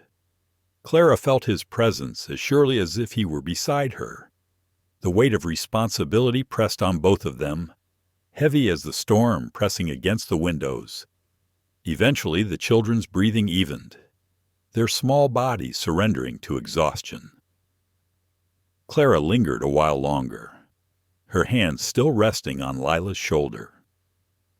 When at last she rose, she found James waiting near the hearth, his eyes on her face as she crossed to the fire. His hair was damp from the mist that had forced its way through cracks in the roof, his shoulders rigid from hours of listening for threats beneath the storm's voice. She lowered herself into the chair across from him, drawing the shawl tighter around her shoulders. "They're asleep now," she said quietly. James nodded once, his eyes softening, then picked up his slate. He wrote with deliberate strokes, "Storm masks noise. If Kane comes, we may not hear until too late." Clara shivered, not from cold, but from the truth of it. "Then we'll keep watch together," she answered. For a long time they sat in silence, the fire snapping, the wind clawing at the cabin. Clara's thoughts circled endlessly, the bundle of papers hidden once more inside Eliza's porcelain doll, the maps proving Victor Kane's thefts, the crude sketch marking not just theft, but bloodshed. She thought of Daniel, her husband, refusing to sell their land in Ash Hollow, and of the fire that had consumed everything she loved. She thought of Eliza, who had risked everything to expose Kane, and of Abigail, who had been silenced before she could speak. "They were brave," Clara murmured, not realizing she had spoken aloud until James tilted his head toward her. "Your wife, your sister-in-law, my Daniel. They all stood against him." She looked directly into his eyes. "And now it's us." He studied her for a long moment, then wrote, "We must be smarter than they were. Careful, patient, only chance." Clara nodded. Patience had never been her strength, yet she knew he was right. Charging into town with accusations would only end with Kane tightening his hold and perhaps striking again. The documents were their weapon, but only if they survived long enough to place them in the right hands. The storm began to ease near dawn, the sleet tapering to a cold drizzle. The twins stirred in their beds, restless but safe, and James finally allowed himself to lower the rifle from his lap. He moved stiffly, exhaustion evident, yet he paused by the curtain to glance back at Clara, his expression worn, scarred, but resolute, sent a flicker of warmth through her chest. Over the following days, life resumed a careful rhythm, though the undercurrent of vigilance never left. James tended to the livestock, repaired the damage the storm had left behind, and checked the fences with the steady thoroughness of a man who could not afford mistakes. Clara focused on keeping the girls occupied with lessons and stories, sewing new patches onto their winter clothes, and stretching supplies in the pantry to last until spring roads opened. But at night, when the twins were asleep, the weight of the hidden papers always returned. Sometimes Clara caught James studying the doll where it sat among the girls' toys, his expression unreadable, as though the cracked porcelain face carried both hope and sorrow. One evening, as Clara mended by the fire, Sarah crept close and sat at her knee. "Miss Clara," the girl whispered, glancing toward her father as if to be sure he wasn't listening, "is Mama ever coming back?" Clara's needle stilled. The question pierced her heart.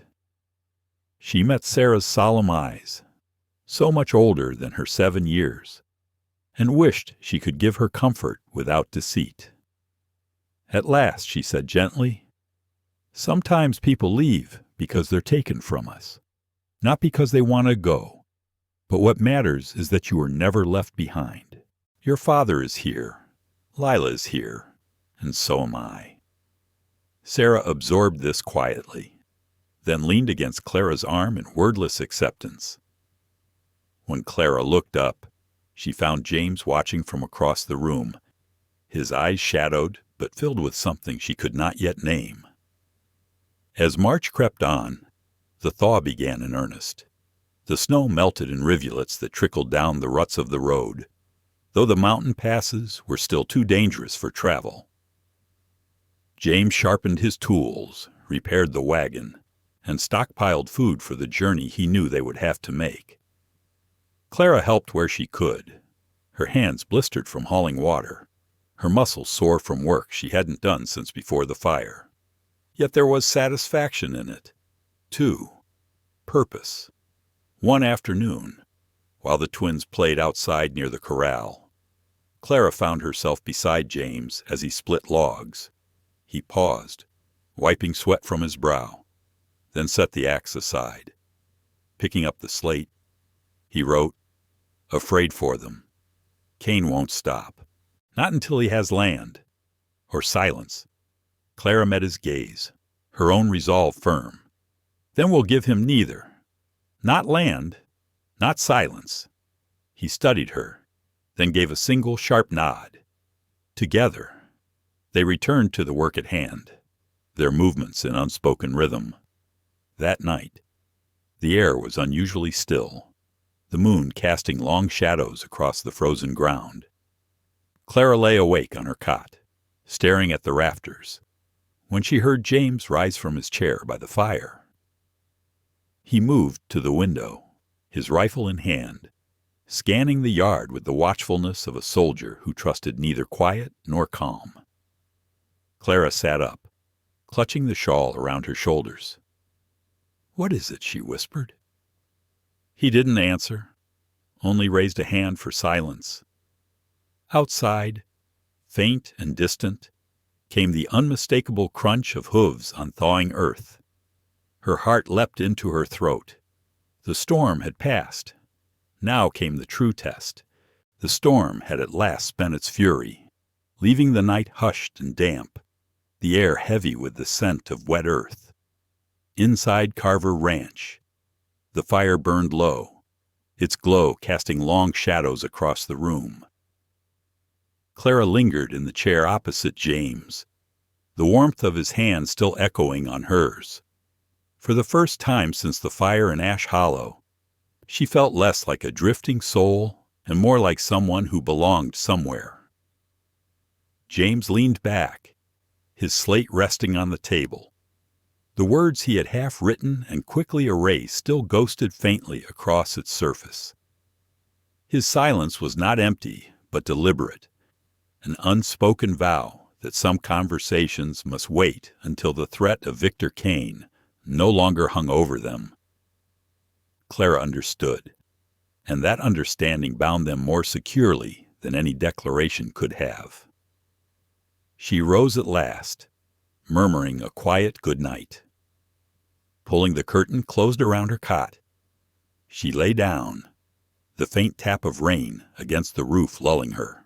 She thought of Sarah and Lila's words, their innocent certainty that she was meant to stay, that James looked at her with something more than kindness. Could children really see truths that adults tried so hard to ignore? Sleep came in fits and starts. When she woke again, the cabin was quiet. The fire banked to embers. James sat near the window, motionless, rifle across his knees. His figure was etched against the pale light of dawn pressing at the frost-streaked glass. Clara watched him for a long moment before closing her eyes again, strangely reassured. He was always watching, always guarding. Morning came soft and gray, the ground sodden from the night's rain. The twins stirred with more energy than the night before, their laughter breaking the cabin's heaviness. Sarah insisted on helping stir the oats for breakfast, while Lila perched on the bench humming a tune their mother had once sung. Clara moved among them, steadying small hands, wiping a spill, guiding the morning with a calm she had not known she could carry. James returned from checking the yard, his boots caked with mud. He set the rifle by the door, but his eyes lingered on the road beyond the cottonwoods. Clara could read the tension in his posture. Kane had not shown himself since that day in Prosperity Ridge, but his shadow stretched far. After the meal, James gathered his tools and set out with Sarah to mend a broken section of fence, leaving Clara and Lila in the cabin. The younger girl produced her box of treasure-smooth stones, bits of ribbon, a feather she insisted had fallen from an angel's wing. Clara listened to her chatter, marveling at how children could carry loss and yet still find wonder. Later, as Lila napped, Clara found herself drawn once more to the porcelain doll hidden away in James's room. She did not touch it. James had placed it back in the chest, safe beneath Eliza's ribbon, but she thought of it constantly.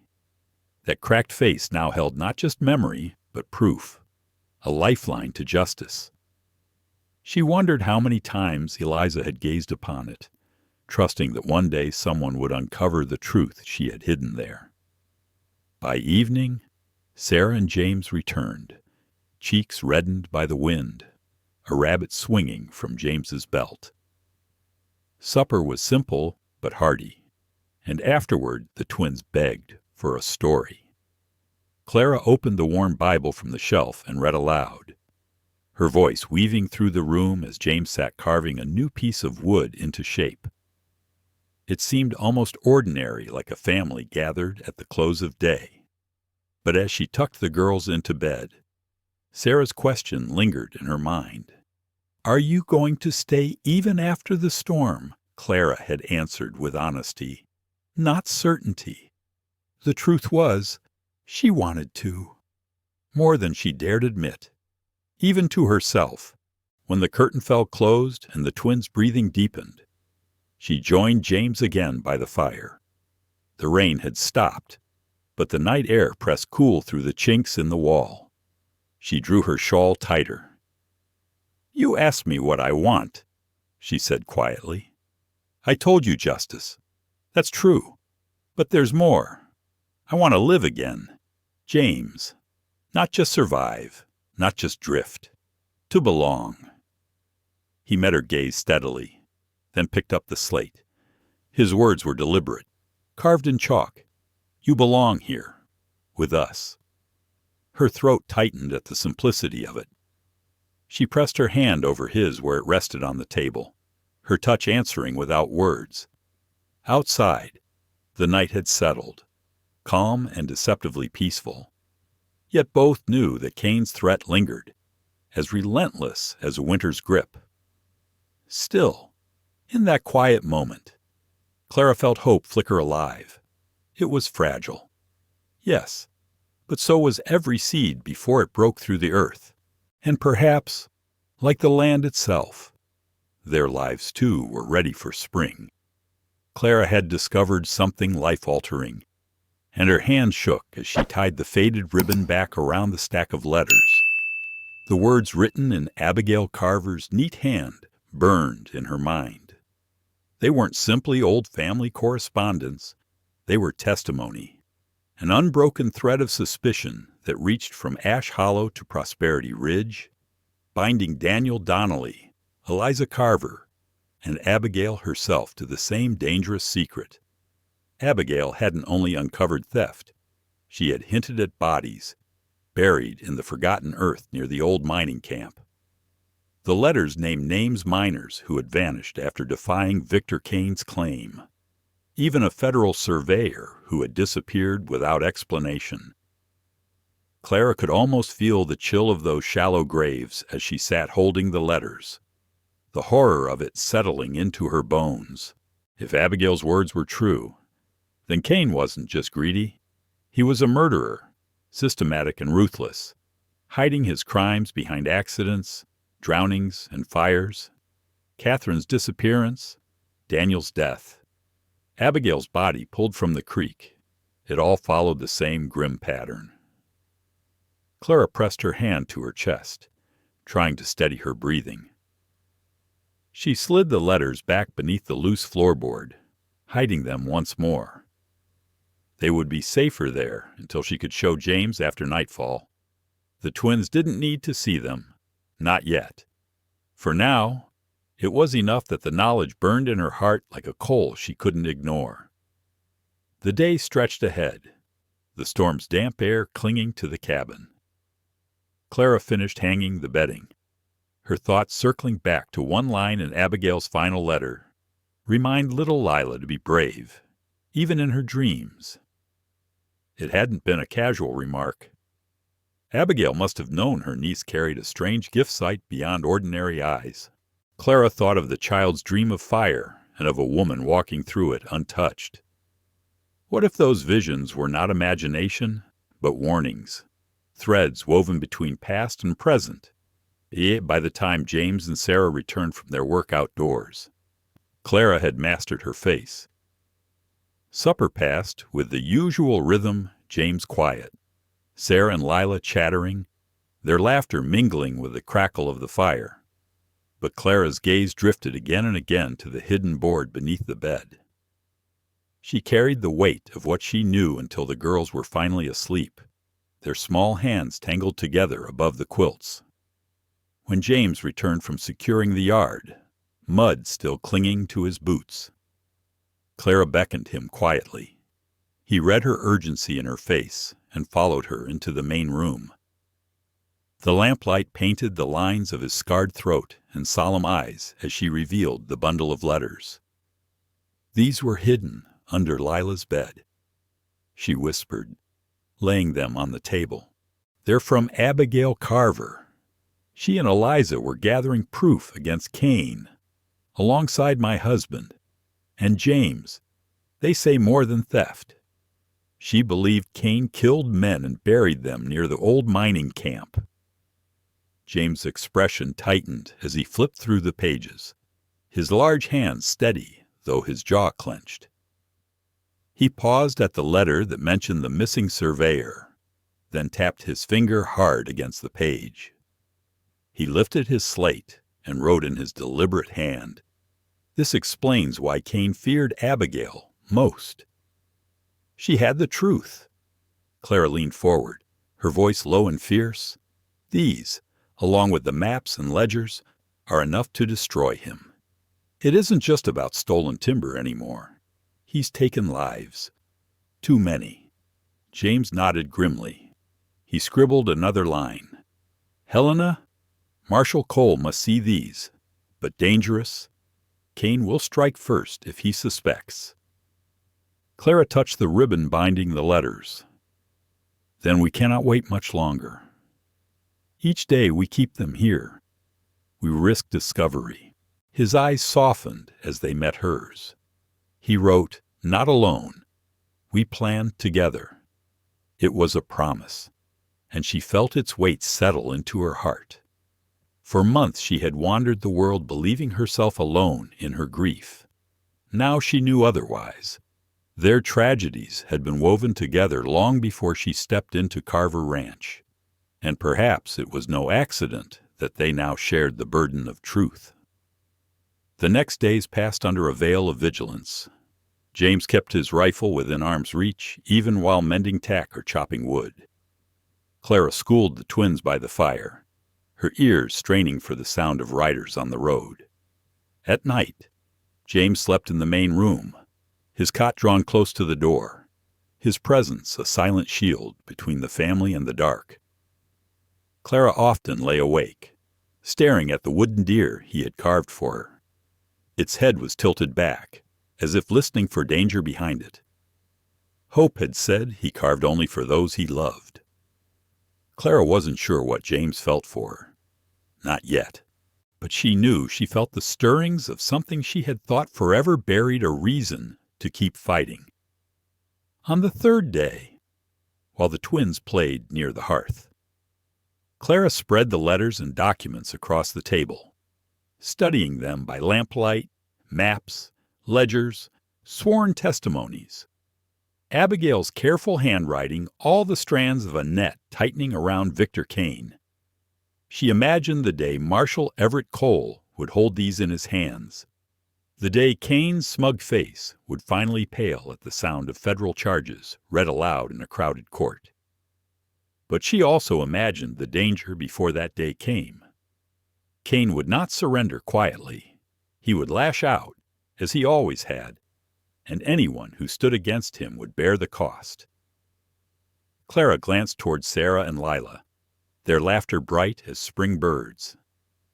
She whispered a vow beneath her breath. Not them, never them.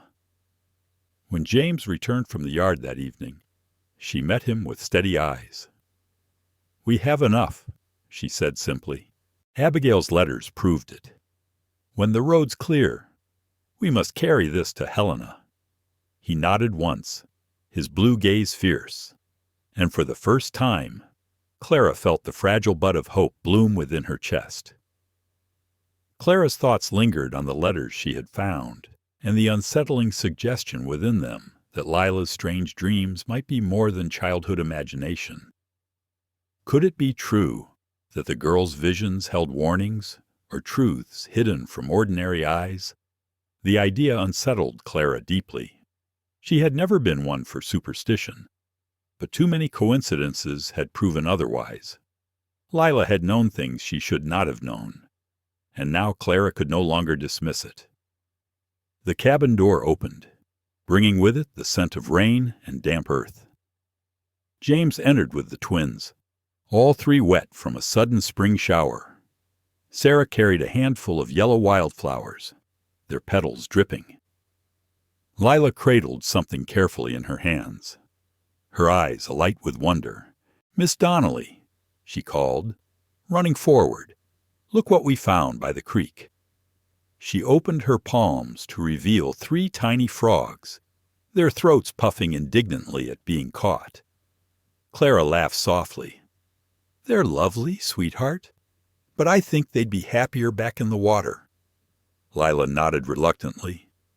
"Papa said we could hold them for a little while. Sarah wants to draw them first, over the girls' heads." James met Clara's eyes. She gave a small nod later. He understood, his face unreadable, and helped the girls dry off and change into fresh clothes. The day moved on with its quiet rhythm lessons by the fire, chores, a simple meal. Clara found herself watching Lila more closely, noticing how sometimes the child's gaze seemed fixed on things unseen, how her words carried a weight beyond her years. Was it simply the sensitivity of a child scarred by loss, or something more? Clara couldn't yet say. That evening, once the twins were asleep, Clara spread the bundle of Abigail's letters before James. He read each one with deliberate care, his jaw tightening, his blue eyes dark with anger. When he finished, he reached for his slate and wrote with steady chalk, "Suspected this. Kane has killed before. Will kill again if cornered." Clara leaned forward. "The old mining camp Abigail wrote of. Do you know where it lies?" James nodded gravely and wrote, "Near Ash Hollow. Abandoned after the war. I played there as a boy." "If those graves still exist," Clara said, her voice low, "and if they can be found, they would prove murder. Combine that with Eliza's maps and ledgers, and Kane would have no escape." James paused, his expression shadowed. He wrote, "Too dangerous. Camp lies within Kane's property now. Guarded." Clara frowned. But if the federal marshal had reason to search there, James considered, then wrote again, "Possible, but we need strong proof first. Documents may be enough to start." She nodded, accepting his caution. Still, the thought of those unmarked graves weighed on her. Justice was close, but fragile, balanced on the edge of danger. Rain tapped gently against the windows. James set down his slate and wrote, "Creek will drop in 2 days, maybe 3. Then wagon can cross. Helena within reach. 3 more days." Clara whispered, "So much could happen in that time." They sat in silence for a moment, the fire flickering low. Clara thought of Kane's reach, his eyes and ears across Prosperity Ridge. "We should prepare," she said quietly. "If Kane moves before you can get to Helena, we must have a plan for Sarah and Lila." James's jaw tightened, but he nodded. On the slate he wrote, "Mrs. Harper has agreed. She will take them. Her cabin in the hills is unknown to Kane." The words reassured Clara, but they also sent a shiver through her. James had already considered the possibility of his own death, had planned for his daughter's survival. "And me?" she asked softly. He unbarred the door silently and stepped out into the night. Clara's heart pounded as she stood frozen, torn between following him and guarding the girls. The cabin felt impossibly still, each heartbeat too loud. Minutes stretched like hours. Then the door opened and James returned, rain streaming from his shoulders. His face was grim. He wiped his slate and scrawled, "Someone watching. Ryder. Tracks left. Kane's man." Clara's stomach clenched. "Then Kane knows," she whispered. James nodded once. "Scouting.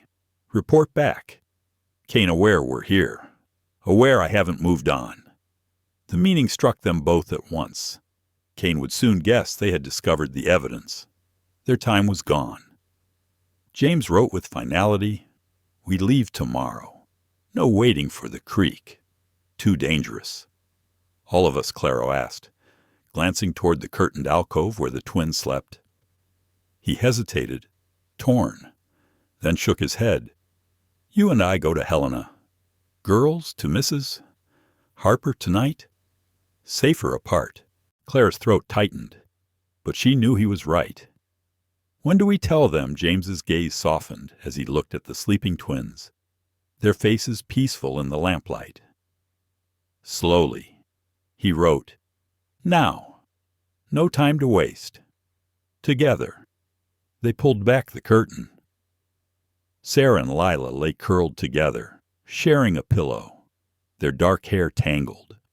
For a moment James only watched them, memorizing their faces as if he feared it might be the last time. Then, with a deep breath, he reached down to wake them, ready to explain about midnight journeys and partings they could not yet understand, preparing them for a future neither child should ever have to face. The night stretched long, filled with urgent preparations and hushed words. Sarah and Lila, wide-eyed but obedient, asked little. They had lived too long under the shadow of secrets and dangers not to recognize when silence was wiser than questions. James packed a small satchel with their belongings, Sarah's worn Latin primer, Lila's sketches, and the carved animals he had shaped over the years.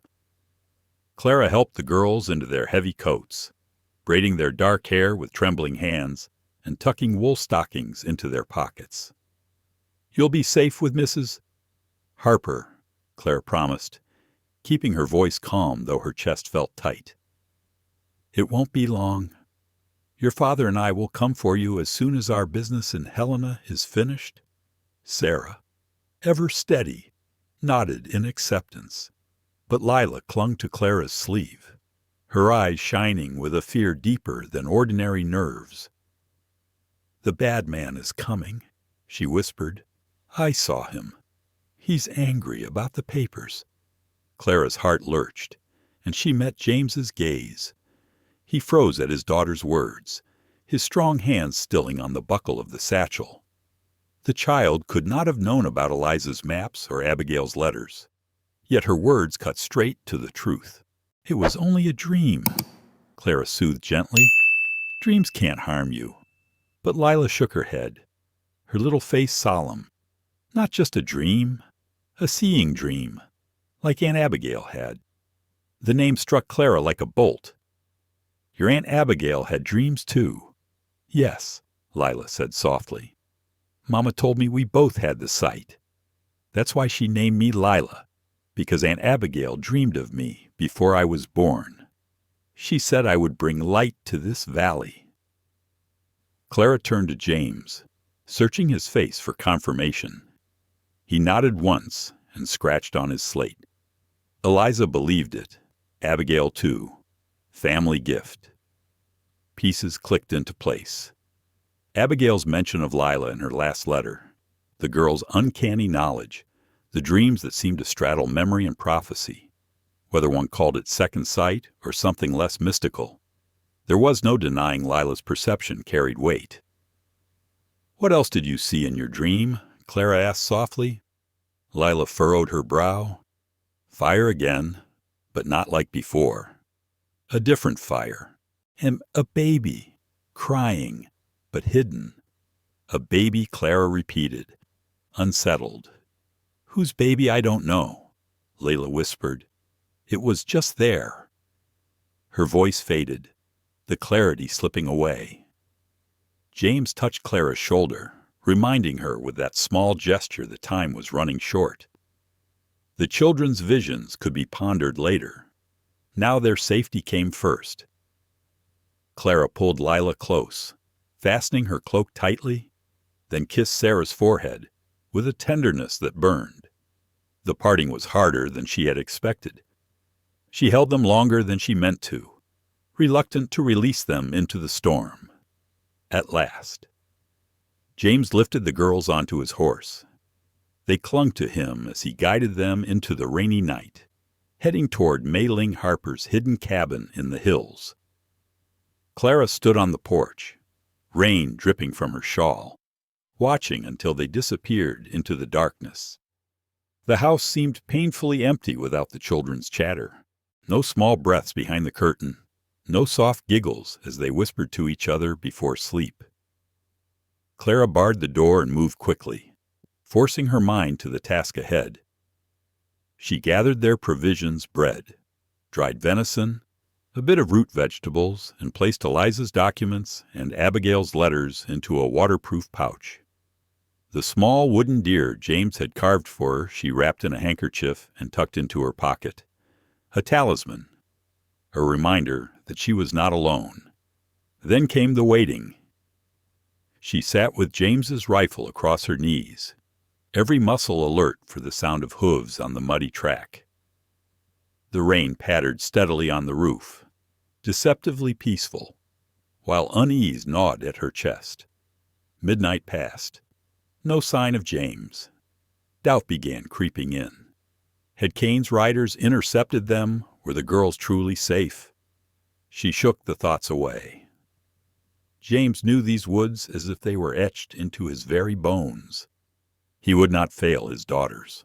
To steady herself, Clara busied her hands folding what little clothing remained, setting aside essentials for their own departure.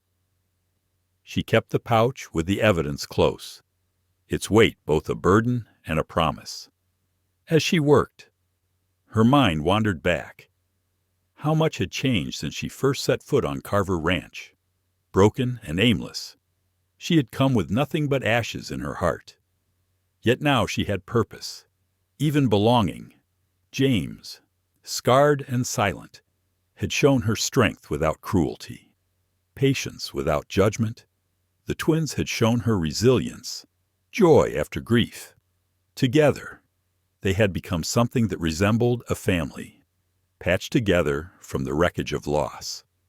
Would that bond last once Kane was brought down, or would justice, once achieved, scatter them back to their separate paths? Clara did not know. She only knew she was no longer adrift. She had found a shore, however temporary. Hoofbeats, muffled by mud, but unmistakable. Clara rushed to the window, pressing her palms against the glass. A lone rider emerged from the shadows, rain streaming off his hat brim. Relief nearly buckled her knees. James. She unbarred the door just as he dismounted. He was soaked through, his coat heavy with rain. His eyes met hers, steady and reassuring. The girls, Clara asked quickly, helping him pull off his wet coat. James reached for his slate and wrote "safe" with Mrs. Harper. Well hidden. No one followed. The breath Clara had been holding escaped in a rush. Thank God. I feared James gave her a look that said he understood, though he would not indulge worry. He had done what was necessary. Now came the harder road. He wiped the slate and wrote again. We leave at first light. Too dangerous in storm. Creek rising. Clara nodded, though impatience pricked at her.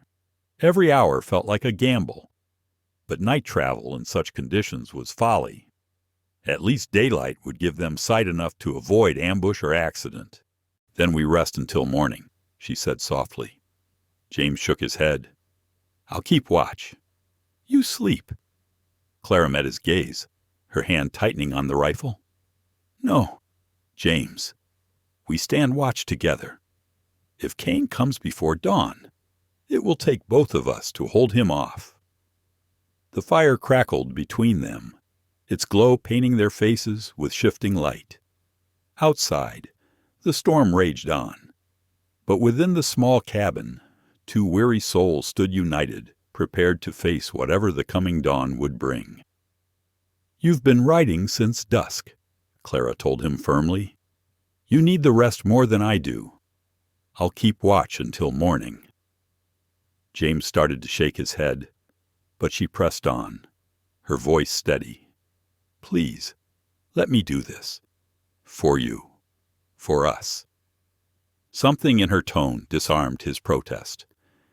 He finally nodded, shoulders sagging as fatigue settled into his frame. He moved closer to the fire, letting the heat chase away the damp that clung to him. Clara set out a simple meal bread gone a little stale, a few slices of cold venison, and coffee boiled strong enough to fight back exhaustion. They ate quietly, the storm fading outside, rain tapping in gentle rhythm against the cabin roof. For that brief meal, Clara felt something close to peace.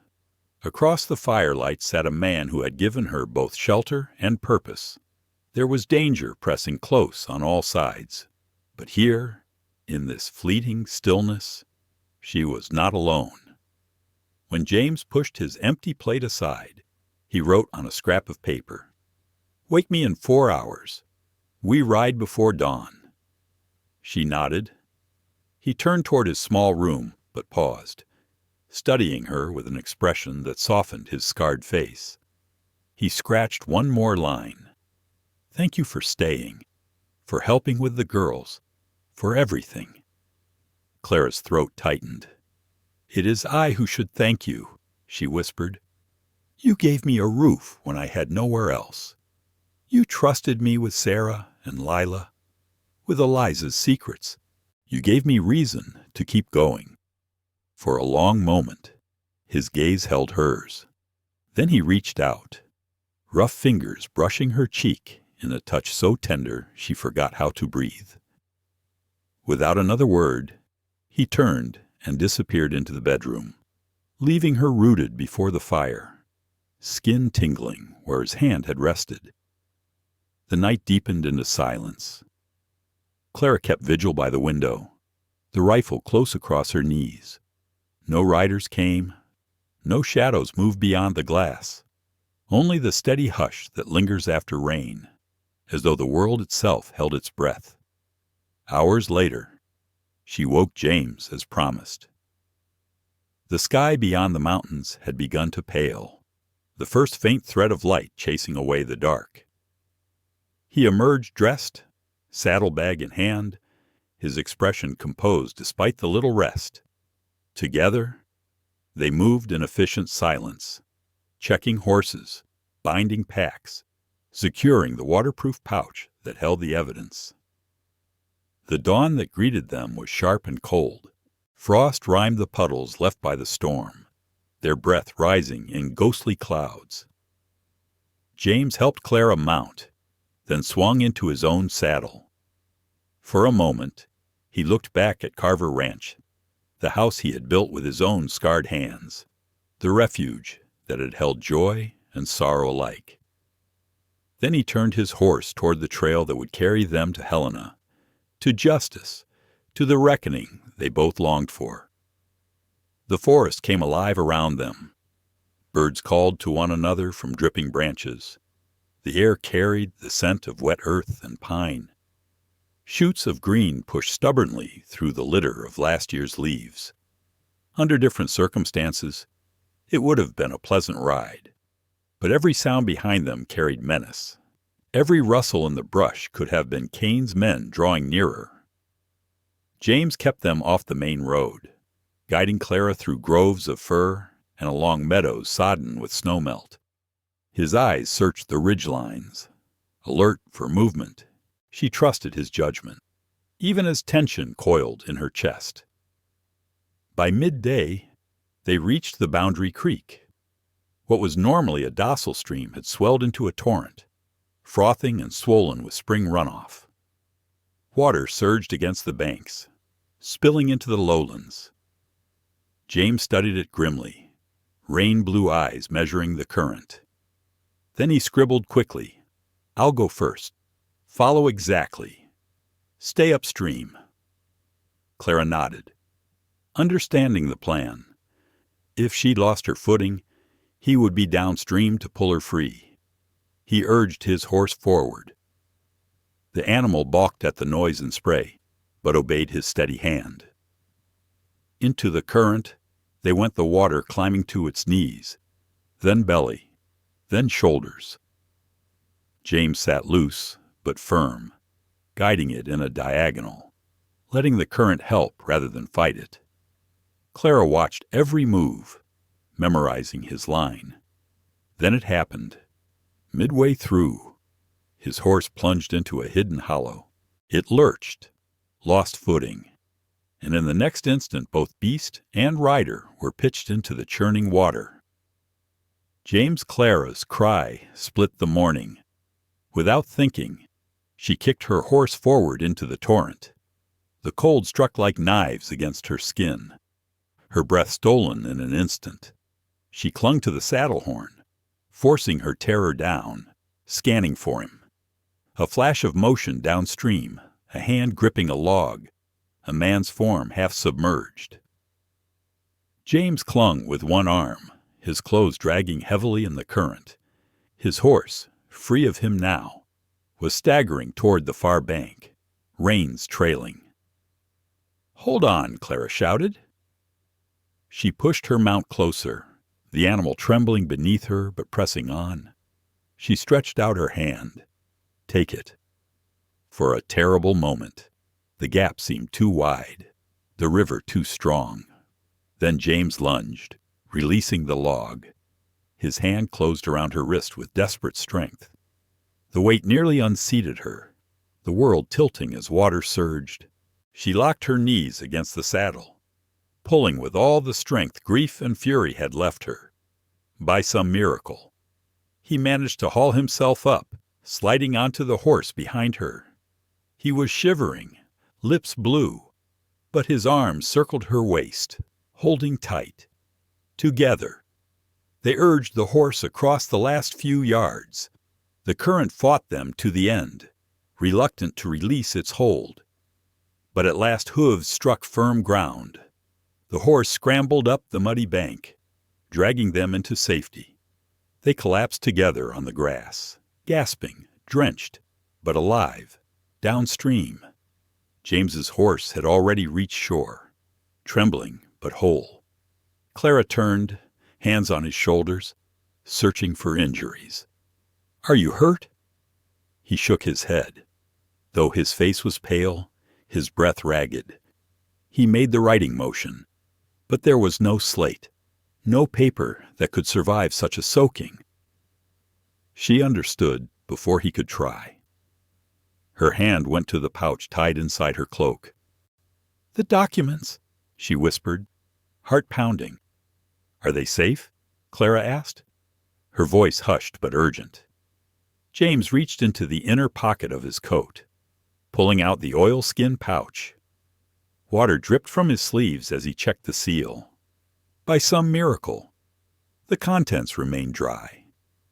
He gave a firm nod, and Clara released the breath she hadn't realized she was holding. The evidence, Eliza's maps, Abigail's letters, was intact. Their fight could continue, but James himself was another matter. His lips were bluish, his hands trembling.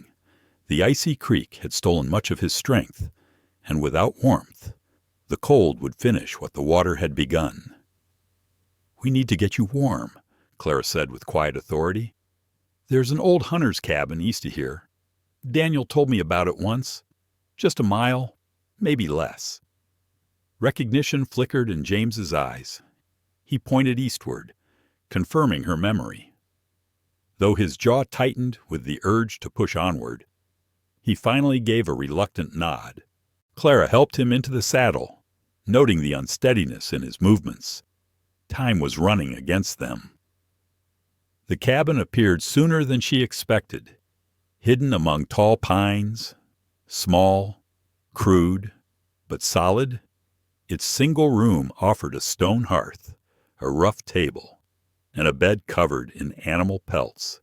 Shelter, fire, privacy, everything they needed to survive the night. James saw to the horses while Clara hurried inside. She found dry wood stacked by the hearth, a forgotten gift from trappers long gone.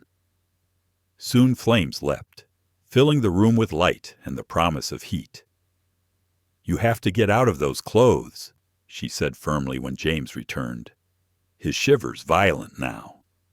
"Wrap yourself in furs until they dry." His pride seemed ready to argue, but exhaustion won out. He stripped with clumsy fingers, his back turned to her, then draped a bearskin over his shoulders. Steam rose from his wet garments as Clara laid them near the fire. Her own coat and skirt were soaked to the knees, and she added them to the line she had rigged.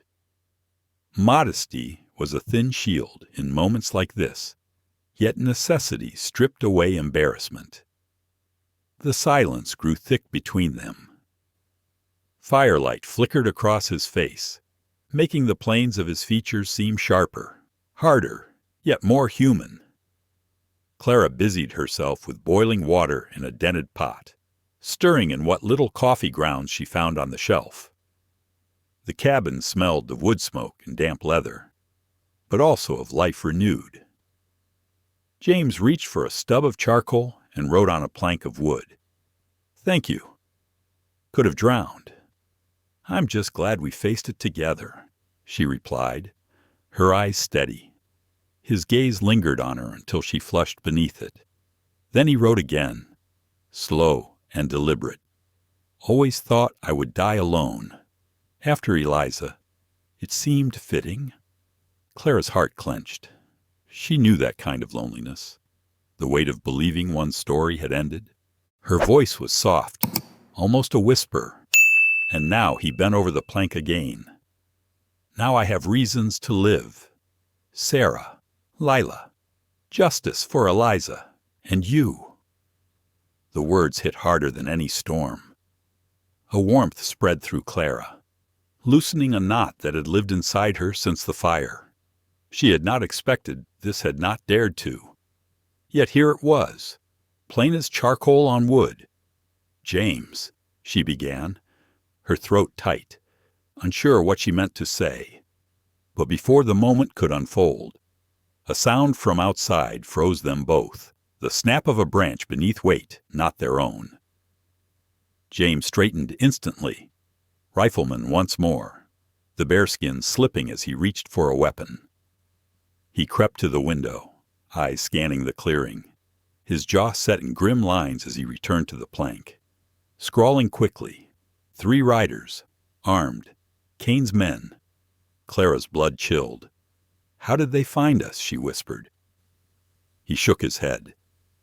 "Cabin must have been watched. They trailed us." Fear tightened in her chest. But there was no time for panic. Their horses were tired, their clothes barely dry. Escape impossible.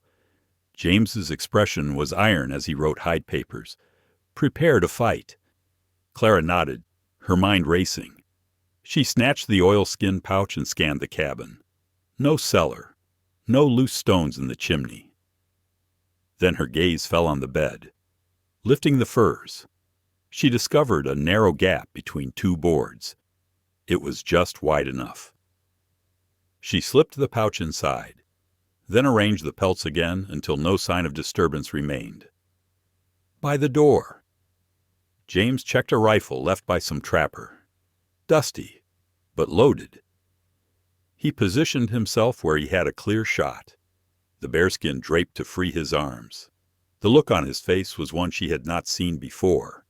Battle-hardened, cold, unflinching. This was the soldier who had survived Gettysburg when death seemed certain. Clara searched for her own weapon, finding only a rusted skinning knife on a shelf. She gripped it tightly, planting herself at the other side of the door. Outside, hooves shifted, saddles creaked, and low voices murmured. Then came the call. Carver, a man's voice rang. "We know you're inside. Come out easy, and no one gets hurt." James's gaze met Clara's across the room. No words were needed. Surrender meant death. Last chance. "Carver," the voice shouted, "send out the woman and the papers, and maybe you walk away." The words struck Clara like a blade. They wanted her. Victor Kane wanted her silenced, just as he had silenced Abigail, just as he had tried with Daniel and nearly succeeded with her. Her fingers tightened on the knife. Whatever happened, she would not be taken. Not again. Clara braced herself against the wall of the hunter's cabin, her breath ragged. The skinning knife clenched tight in her hand. James was on the floor, blood seeping through the reopened scar at his throat. His eyes locked on Victor Kane with a hatred that could have burned the cabin down itself. The crash of boots, the torch through the window, the splintering door, it had all been too fast. 2 of Kane's men lay groaning on the floor, one unconscious, the other bleeding badly. But the third had been far more dangerous, because the third was Kane himself. He stepped further into the room, revolver steady, his black coat immaculate despite the wilderness storm outside. His voice was calm, smooth as river stone, but every word carried menace. "You've been busy, Mrs.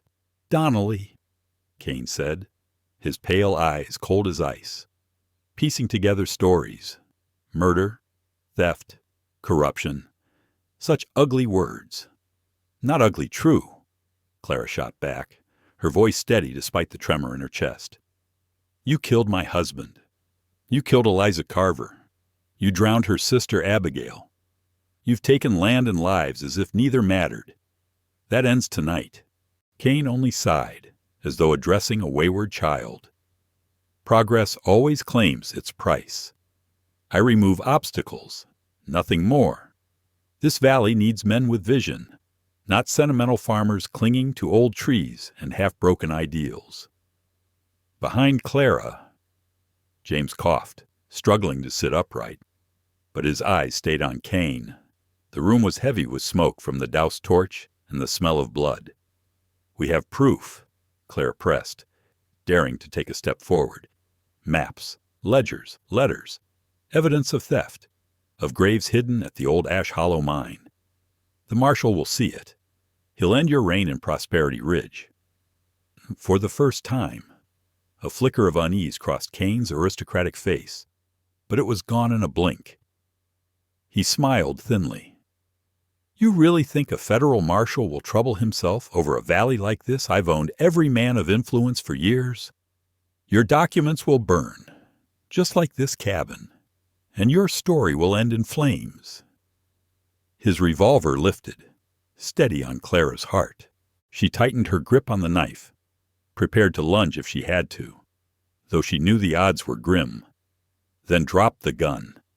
Kane, it's over.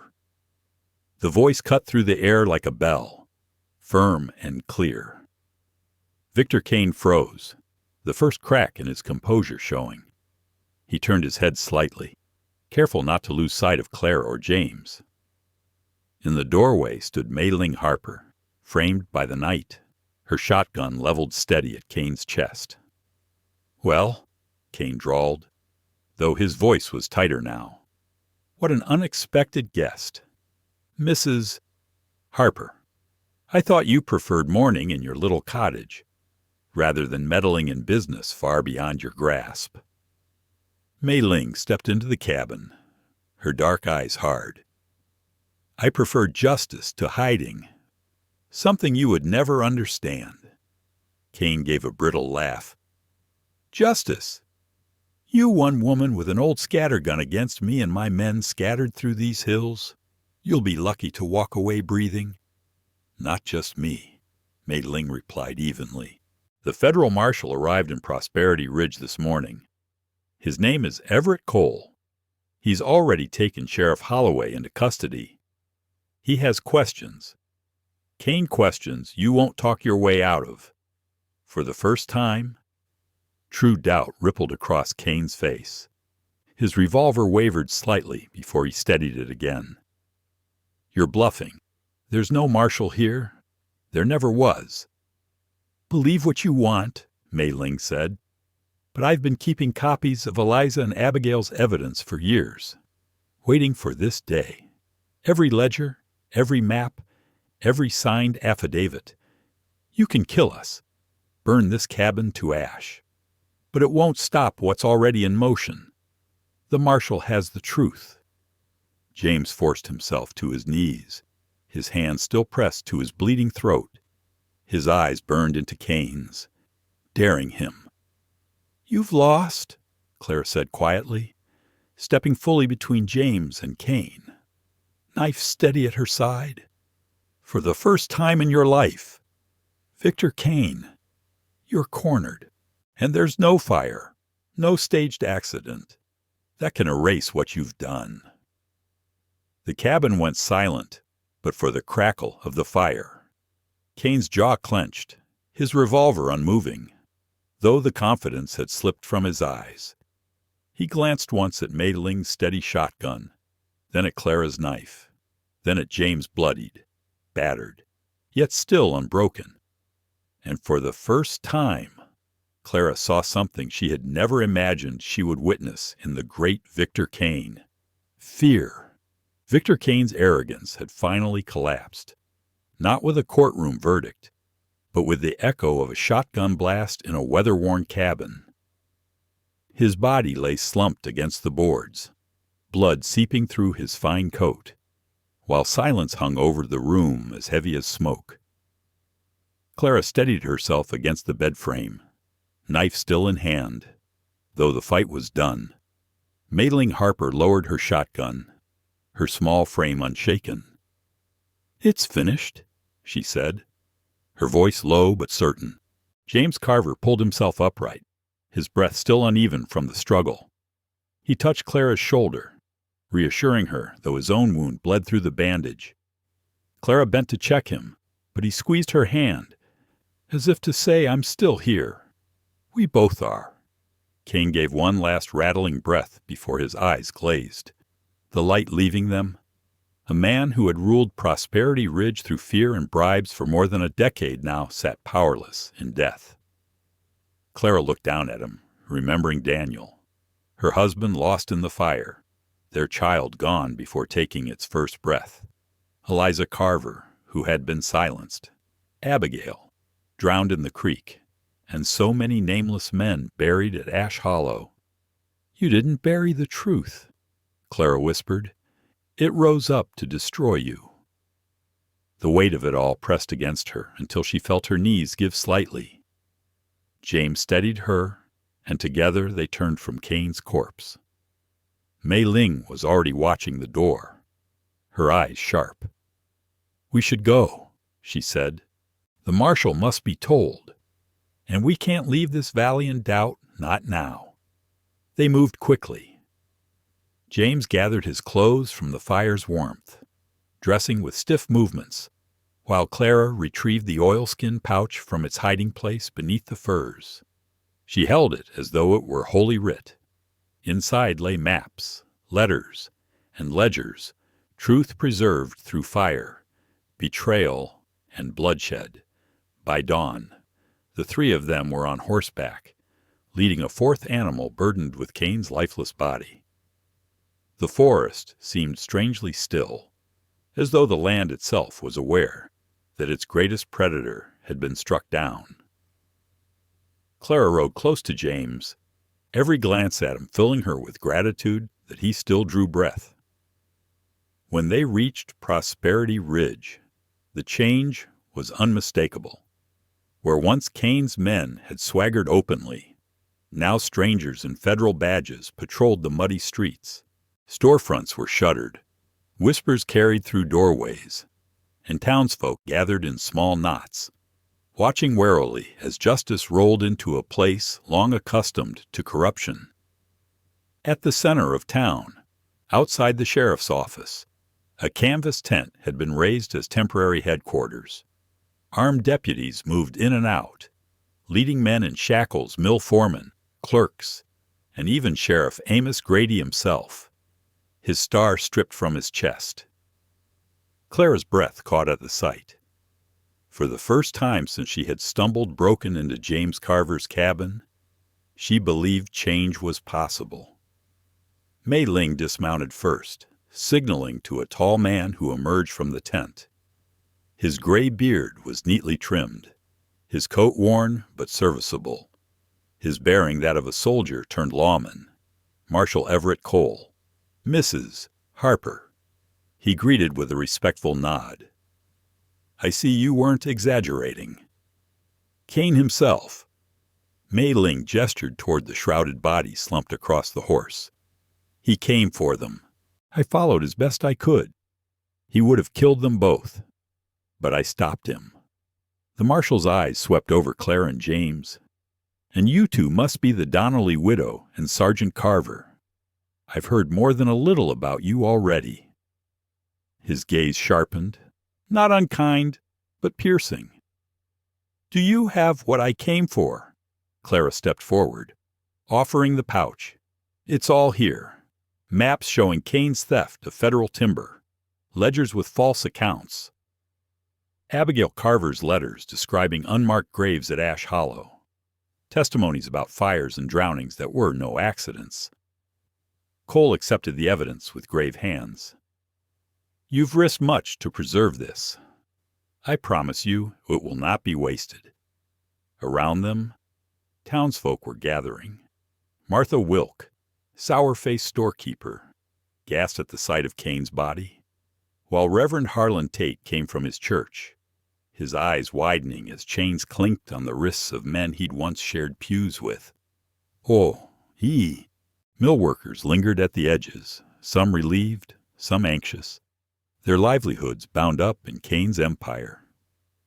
"What happens to Prosperity Ridge now?" Clara asked, her voice carrying across the still square.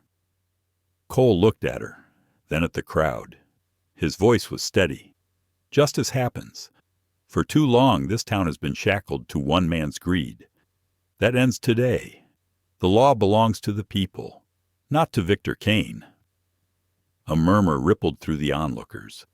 Some faces hardened in doubt, others softened with cautious hope. For Clara, it was enough. the marshal's presence, the documents in his hands, and Kane's lifeless body were proof that the tide had turned. As deputies led away more of Kane's allies, Clara felt James at her side.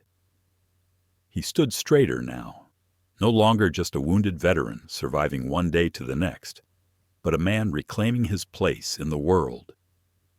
She slipped her hand into his, unashamed of the gesture. His fingers closed around hers with quiet strength. Madeline exhaled softly, her shotgun finally lowered. She had fought for years in shadows, preserving evidence at great personal cost. Now, with the marshal's banner flying above the town, she allowed herself the smallest smile. "Eliza and Abigail can rest," she murmured. Clara nodded. "And Daniel." And every soul Kane tried to erase. The marshal ordered Kane's body carried into the tent, and with that, Prosperity Ridge seemed to exhale. The spell of fear had broken. For Clara Donnelly, James Carver, and their fragile but growing family, the fight had reached a turning point. Justice had found its way into the valley, carried not by fire and death, but by courage, sacrifice, and truth that refused to stay buried. And though the road ahead would not be free of hardship, for the first time Clara believed it might lead not only to survival, but to peace. The tented headquarters of Prosperity Ridge bustled with lawmen, clerks, and townsfolk whispering in corners, but the air felt lighter than it had in years. Victor Kane was dead, and his empire of fraud and intimidation had collapsed with him. Marshal Everett Cole, stern but steady, stood before the crowd and declared in a voice that carried across the square, "Kane's reign has ended. Those guilty of crimes will be brought before the courts. Those coerced or silenced will be free to speak without fear. This town will not be ruled by one man's greed any longer."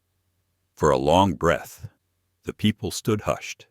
Then came a ripple, not cheers, not yet, but the first stirrings of relief, of release from years of tension.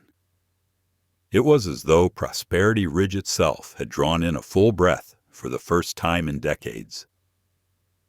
Clara Donnelly stood beside James Carver as the marshal's words rolled over the crowd. She felt James's hand slip into hers, calloused and warm. He did not hide it, did not let go when eyes turned their way. Clara laced her fingers with his, her heart steadying. They had faced fire, loss, and danger together. Now they would face whatever future came, side by side. Cole approached them once the crowd began to thin. His weathered features softened slightly as he regarded the pair. "You'll need to stay in town a few days," he told them. "We'll need formal statements, and the evidence must be catalogued." After that he paused, his gaze kind. "You'll be free to return to your lives. Though I reckon those lives won't look quite the same as they once did." "No," Clara admitted, her voice low but resolute. "Not the same, but maybe stronger, better, healed if not unchanged." The marshal gave a single nod, approval glinting in his gray eyes. "That's the best any of us can ask." He arranged for lodging at the Prosperity Hotel newly seized from Kane's corrupt innkeeper and left them to their evening.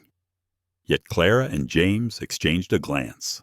Their thoughts were not on hotel beds or the bustle of town. They were with two children waiting beyond the square. Madeline Harper approached then, her face calmer than Clara had ever seen it.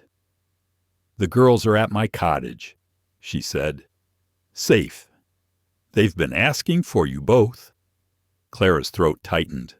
Lila and Sarah, her heart ached to hold them again, to see their faces free from fear. "Can we go to them?" she asked, her voice trembling. Mei Ling nodded. "The marshal won't need your words until tomorrow. Tonight, go to your family, your family." The words echoed through Clara. She met James's gaze and found the same thought reflected in his eyes. Family, something patched together from grief and ruin, yet more whole than she had believed possible. James raised his slate, wrote one word with deliberate strokes. Together. Clara whispered it back, her voice steady. Together. Mei Ling led the way out of town, down a quiet lane lined with budding orchards. Her small cottage stood apart from Prosperity Ridge, surrounded by blossoming fruit trees and tidy herb beds greening with spring. The door burst open before they reached it. Two small figures flew down the path, skirts and braids flying. Father Clara Sarah clung to James's waist with fierce strength, while Lila leapt into Clara's arms, trembling with relief. "We were so scared," Sarah confessed, her composure shattered. "Mrs.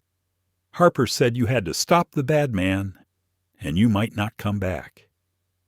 Lila pressed her face into Clara's shoulder. "I dreamed it," she whispered.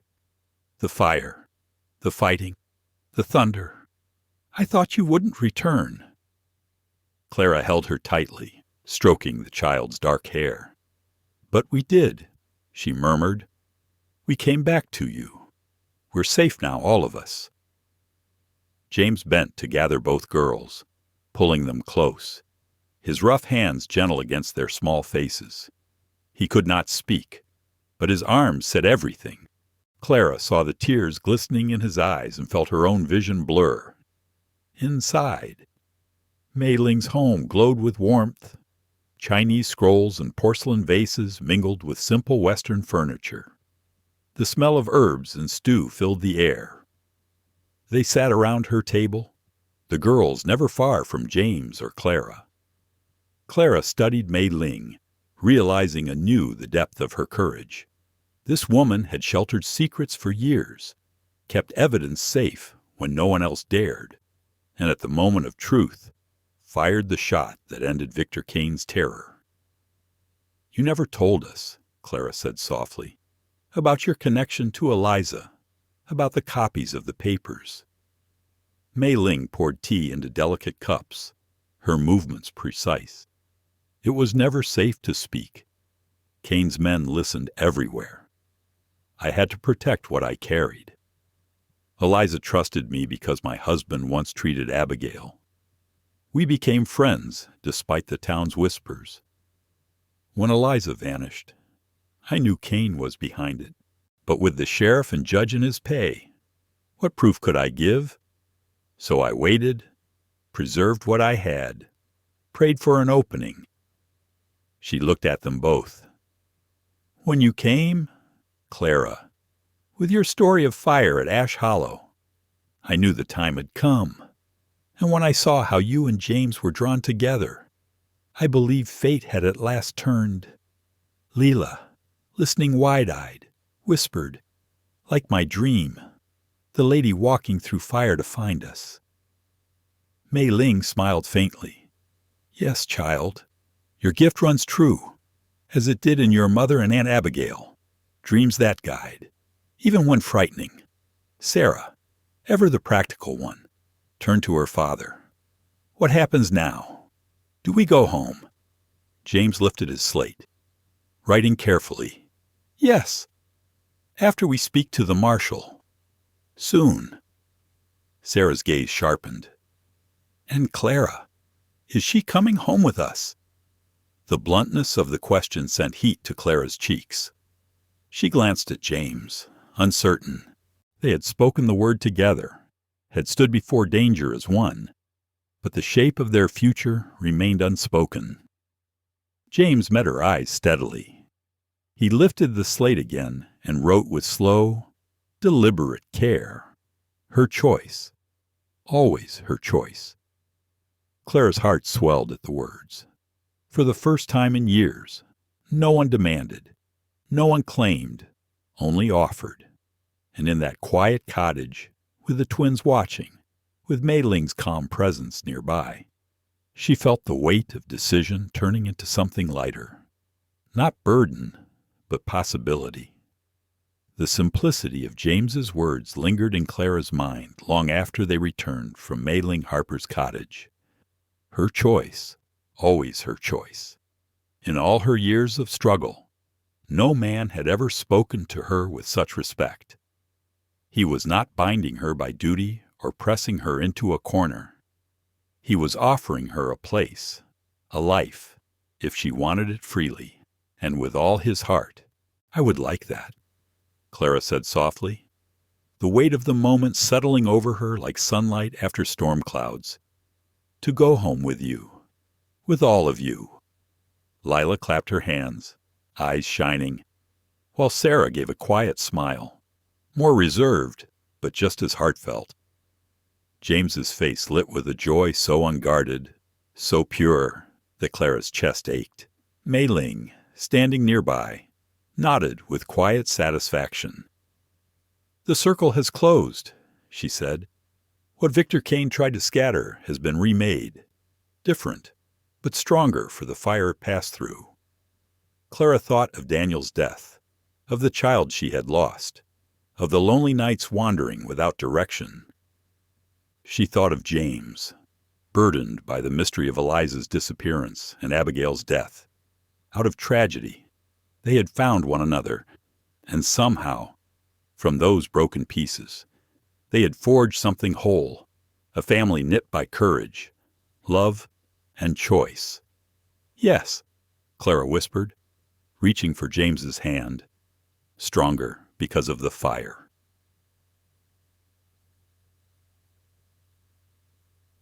The next days blurred into duty and testimony. Marshal Everett Cole worked tirelessly, recording Clara and James's sworn statements, gathering the documents Eliza and Abigail had left behind, and confirming their terrible discoveries. Word came from Ash Hollow that the marshal's men had begun digging near the abandoned camp. Bones were being brought to light, 3 graves uncovered already, with more suspected. Among the remains was the surveyor Hollister, long whispered about in town. Abigail had been right. Her letters had not been cries in the dark, but truth that now demanded justice. Prosperity Ridge was undergoing its own rebirth. Kane's hold over the town had been severed. Some businesses shuttered as their owners faced arrest or fled into the hills, but others bloomed anew, free from his shadow. The mill, once a tool of exploitation, now continued under federal stewardship, with talk of someday giving ownership to the workers themselves. Through it all, Clara and James remained side by side, the girls never far from them. The marshal insisted they lodge at the Prosperity Hotel while the legal matters were untangled. In the evenings, Clara read to the twins until their eyes grew heavy, then sat by the window with James as they spoke in hushed tones about their hopes, their wounds, and their plans. On the 3rd day, as they strolled through the town, with Sarah and Lila running ahead, Reverend Ellis Richardson stepped from the church. His pale eyes looked unsettled, his hands twisting in unease. He stopped them in the street. "Mrs. Donnelly," he began, his voice thick. "Sergeant Carver, I owe you an apology, especially you. Mrs. Donnelly, that night you came to the church seeking shelter. I let Kane's whispers guide me. I turned you away when I should have opened the doors. I failed in my duty, and in doing so nearly stopped justice from ever coming." Clara studied his face. Where there had once been judgment, there was now genuine remorse. "We all did what we thought we must," she answered gently. "Some choices brought harm, but what matters is what we do now, knowing the truth." Richardson nodded slowly. "If you choose to remain in Prosperity Ridge, my church doors will always be open to you, to the girls, to you as well. Sergeant Carver." James lifted his slate and wrote, "We return to the ranch today. But thank you." "Reverend," Clara echoed. "Perhaps we'll attend services when we next come into town." The minister brightened, hope softening his austere features. "You would be welcome, and—" He hesitated, his voice catching. "Should the two of you be considering— Well, the church performs weddings throughout the year, not just on Sundays." Color warmed Clara's cheeks. James's expression stayed calm, but his eyes glimmered with quiet humor. "We'll keep that in mind," Clara said kindly, guiding James onward before the moment grew more awkward. As they continued down the street, James touched her arm. When she met his gaze, he scribbled on his slate. Too soon, Clara considered, weighing her heart. "Not too soon," she said at last. "But I'd prefer it be at home. Just us and the girls. I don't need a crowd or a sermon to know my choice. I'm choosing you, James. Choosing us." His smile was slow and sure, lines crinkling at the corners of his blue eyes. He wrote, "Home first, then whatever you wish." That afternoon, their business concluded with the marshal. They left Prosperity Ridge behind. The road stretched beneath them bright with spring sunlight. Sarah and Lila rode in high spirits, chattering about toys left behind and the feel of their own beds. Clara and James rode side by side, content in the quiet rhythm of hooves and birdsong. When at last the Carver ranch came into sight, Clara's breath caught. The sturdy log cabin, the stone chimney, the grove of cottonwoods beyond all unchanged. Yet everything felt different. This was no longer just James's homestead.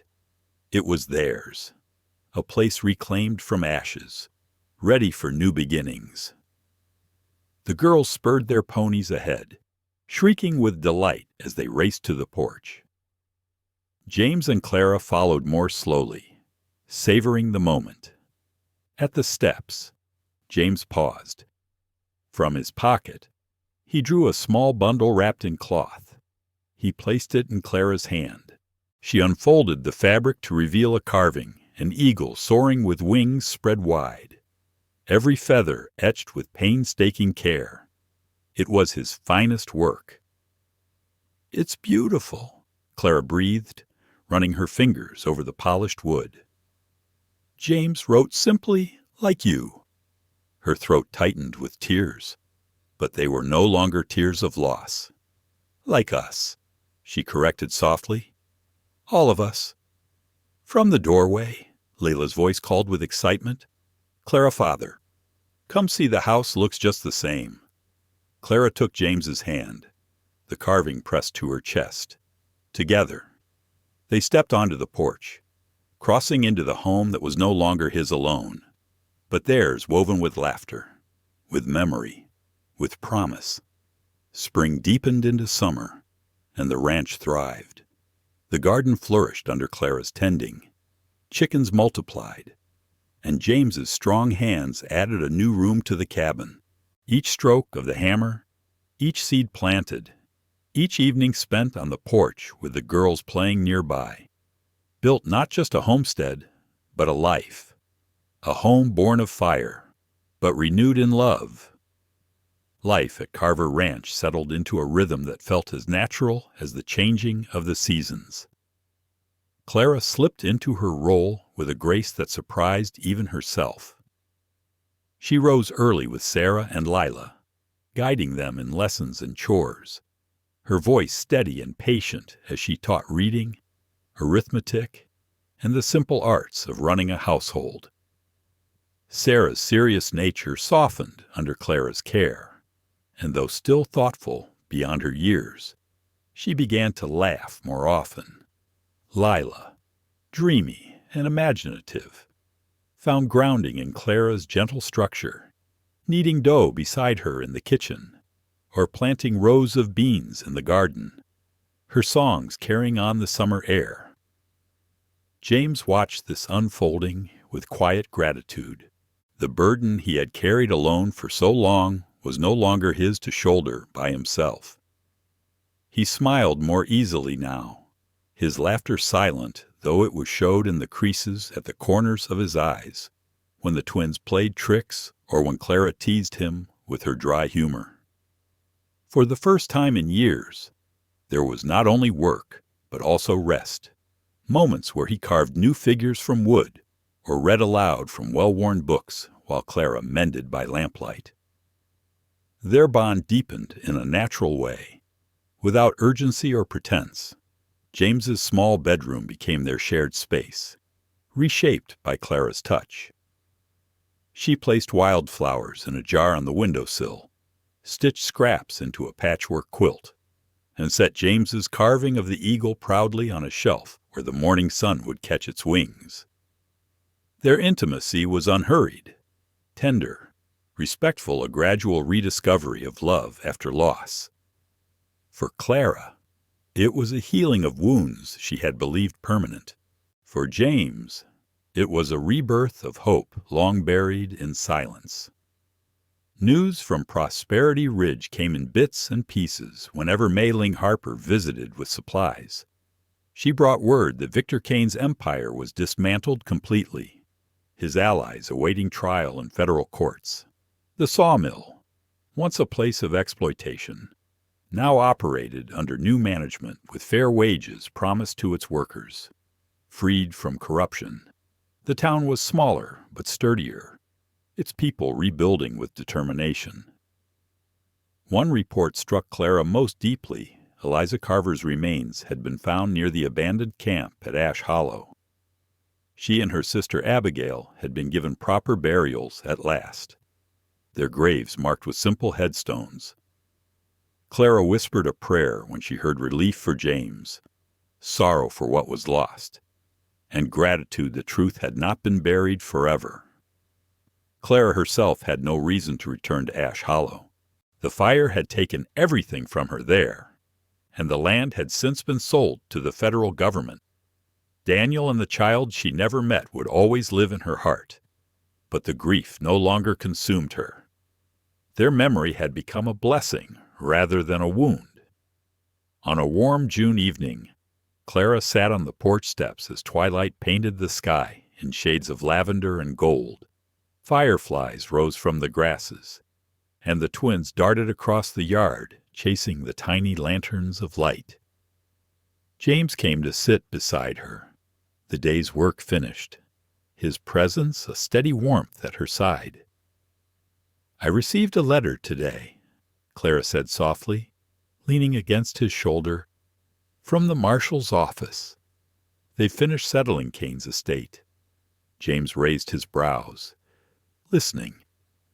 "They've decided his victims' families will be compensated," she explained, "including us.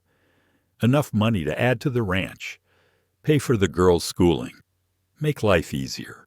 James picked up his slate and wrote with measured strokes, "Money cannot undo what was lost, but it can help us build what lies ahead." Clara smiled, relief easing her heart. "That's how I see it, too.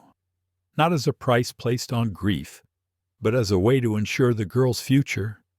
He drew her closer, his arms strong around her shoulders. Together, they watched the children laugh and run, glass jars glowing faintly in their small hands as they released captured fireflies with whispered wishes. For one blessed moment, peace filled every corner of their world. Later that night, when Sarah and Lila were asleep, Clara stood at the window of their bedroom. The moonlight washed the fields in silver. James came behind her, circling her waist with his arms, resting his chin lightly on her hair. "I keep thinking about Lila's dreams," Clara said quietly, "especially the one she spoke of at Mei Ling's cottage, the hidden baby crying." James's body tensed, almost imperceptibly, but Clara felt it at once. She turned in his arms, searching his face in the lamplight. "What is it, James?" He hesitated, then lit the lamp and reached for his slate.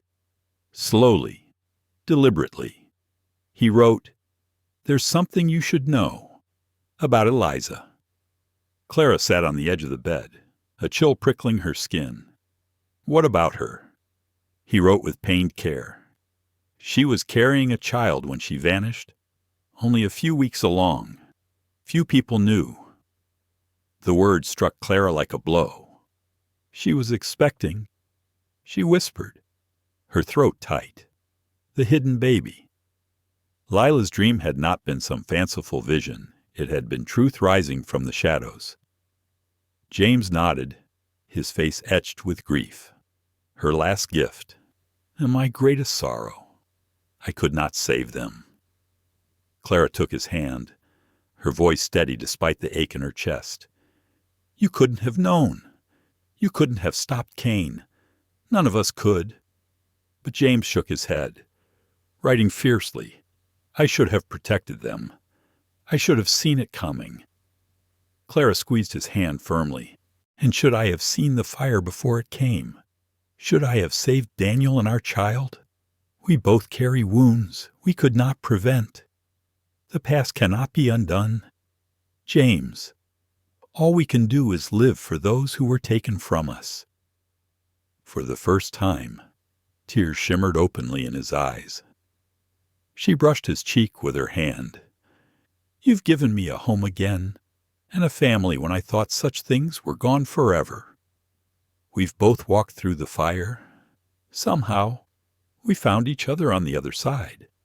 James set the slate aside and drew her close, his hands trembling with tenderness. His kiss was quiet, but certain a vow unspoken, stronger than any ceremony. Outside, the night stretched wide beneath a sky of endless stars. In the next room, the girls slept peacefully, secure in the knowledge that tomorrow would bring the comfort of family and belonging. And in their room, Clara and James sealed a bond not built on forgetting the past, but on honoring it, proving that love can grow again from ashes, and hope can rise where once there was only ruin. A full year had passed since Clara first stepped across the threshold of Carver Ranch, and in that year the household had been reshaped in ways neither she nor James could have imagined. What had once been a place shadowed by grief and vigilance had blossomed into a home filled with warmth, laughter, and the promise of tomorrow. The funds awarded through Victor Kane's estate had been put to practical use, an addition built onto the cabin, a barn raised stronger than before, new livestock purchased to secure the family's future. Yet the true changes were not measured in buildings or animals. They were felt in the quiet sense of safety that now wrapped around them, in the laughter of the girls, and in the simple peace of evenings spent together without fear. On a bright December morning, Clara stood at the kitchen window, the warmth of the hearth at her back, while the world outside lay wrapped in a blanket of snow. James was in the yard, helping Sarah and Lila fashion a snow fort. Sarah, ever the organizer, directed with seriousness, while Lila added whimsical details, shaping towers and decorative arches. James followed their lead with patience and amusement, his large hands molding snow into walls as though he were laying stone for a house. Clara smiled, her hand resting instinctively on the gentle swell of her abdomen. Though it was still early, she carried the quiet knowledge that a new life was growing inside her. The discovery had not been planned. They had thought to wait, to give themselves more time to heal before welcoming another child. But fate had its own way, and instead of fear, the news had brought joy. Sarah, practical as always, had greeted the announcement with a list of questions about where the baby would sleep, what changes it would bring, and how her responsibilities might grow. Lila, by contrast, had declared with absolute certainty that she had already seen her new sibling in her dreams, a boy with James's steady blue eyes and Clara's smile. James himself had been overcome with silent gratitude, his tears unashamed as his hands rested gently on Clara's stomach, his unspoken love written across his face more clearly than words ever could. Soon after, he began carving a cradle from pine, his evening hours devoted to its shaping, while Clara stitched tiny garments by lamplight.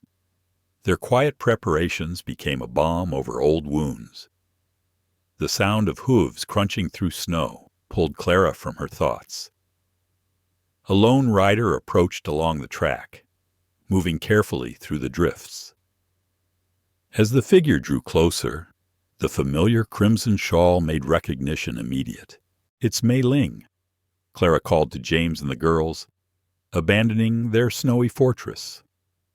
The three hurried toward the gate to greet their visitor. James helped Mei Ling Harper dismount, steadying her against the icy ground before leading her horse to shelter in the barn. Clara ushered their guest into the kitchen's warmth, where the girls eagerly gathered, anticipating the candied ginger Mei Ling often carried in her pockets. Their chatter filled the room as she unwound her heavy scarf, her cheeks rosy from the cold. "You'd think I'd been gone a year rather than 3 weeks. With such a welcome," Mei Ling said with a soft smile. "Any visitor is a blessing in winter," Clara replied, taking her coat. "But you most of all. Come, sit by the fire. I'll brew tea." Soon they were gathered at the table, steaming mugs before them. Sarah and Lila perched together on a bench, eyes bright as they nibbled the ginger. Mei Ling's tone shifted as she spoke again, a weight of significance in her words. "I bring news. The federal court has reached its decisions regarding those who conspired with Kane." Clara and James leaned closer. "Sheriff Amos Grady has been sentenced to 20 years for his part in covering up the murders. Silas Boone, the mill foreman, turned witness against the others, so his punishment is lighter. The judge who bent the law for Kane has been stripped of his seat." Clara's hand found James's beneath the table, a silent exchange of relief. "Justice. At last," she whispered. Mei Ling wasn't finished. "The government has established a ranger station in Prosperity Ridge to oversee the timberlands. No one will again be able to exploit the forests unchecked. And the willow grove, where Eliza once took the girls for picnics, has been placed under protection. It will remain untouched, preserved for generations. They've named it Eliza's Grove." James's grip tightened, his eyes shining with emotion. Though silent, his expression spoke volumes. This recognition of Eliza's memory mattered more than wealth or courts ever could. "There is one more thing," Mei Ling said softly. She reached into her pocket and withdrew a small parcel, wrapped in plain tissue. "This came to the post office in Prosperity Ridge. Addressed to you, Clara, from Ash Hollow." Clara accepted it with hesitation. She had no ties left to that place, no correspondence since the fire that had taken Daniel and their unborn child. Her fingers trembled slightly as she unwrapped the package. Inside lay a small silver baby spoon, tarnished with age, but engraved with a delicate floral pattern she knew well. Her breath caught. This was mine," she murmured. Memory surged. The spoon had been a gift from her mother, intended for the child she and Daniel had never lived to raise. It had been lost in the ashes of their burned home, thought destroyed with everything else. "How could it have come back to you after all this time?" Mei Ling asked gently. Clara shook her head in wonder. "I don't know. Perhaps someone sifted through the ruins after the fire. Perhaps they kept it until now. But for it to find its way here, to me—" Her voice faltered. She pressed the spoon to her chest, tears rising not of grief, but of gratitude. James's hand covered hers, steady and warm. His eyes told her what his voice could not, that the past, however scarred, was not erased, but carried forward in the lives they built now. The twins leaned close, curious. "Is it for the baby?" Sarah asked. Clara smiled through her tears. "Yes, for the baby. It will be used at this table, in this home, filled with love, for the first time." Clara realized the circle of loss and renewal had come full. The fire had taken much from her, but life had given back in ways she had never expected: a new family, a safe home, the promise of another child, and even the smallest relic of her past returned like a blessing. Outside, snow glistened under a pale winter sun, and inside the cabin, hope burned brighter than the hearth fire. When word reached Ash Hollow of Victor Kane's downfall, and of Clara Donnelly's role in bringing his empire to justice, someone there had seen fit to return a relic from her past. That small silver spoon, engraved with delicate flowers, lay now in Clara's palm. Once it had symbolized all she had lost: Daniel, their unborn child, and the life they had imagined together. Yet in this moment, it felt transformed. Not a wound reopened, but a bridge between the woman she had been and the woman she had become. "Thank you for carrying it here," Clara said quietly to Mei Ling Harper, who had delivered it from the post. "It's not a token of sorrow anymore. It's a reminder that life does not end with loss. It continues. It circles back in ways we don't expect." James Carver watched her, his expression as steady as the winter mountains outside. He picked up his slate and wrote carefully, "The past isn't gone. It shapes us, but it doesn't chain us. We honor it, then we build something new."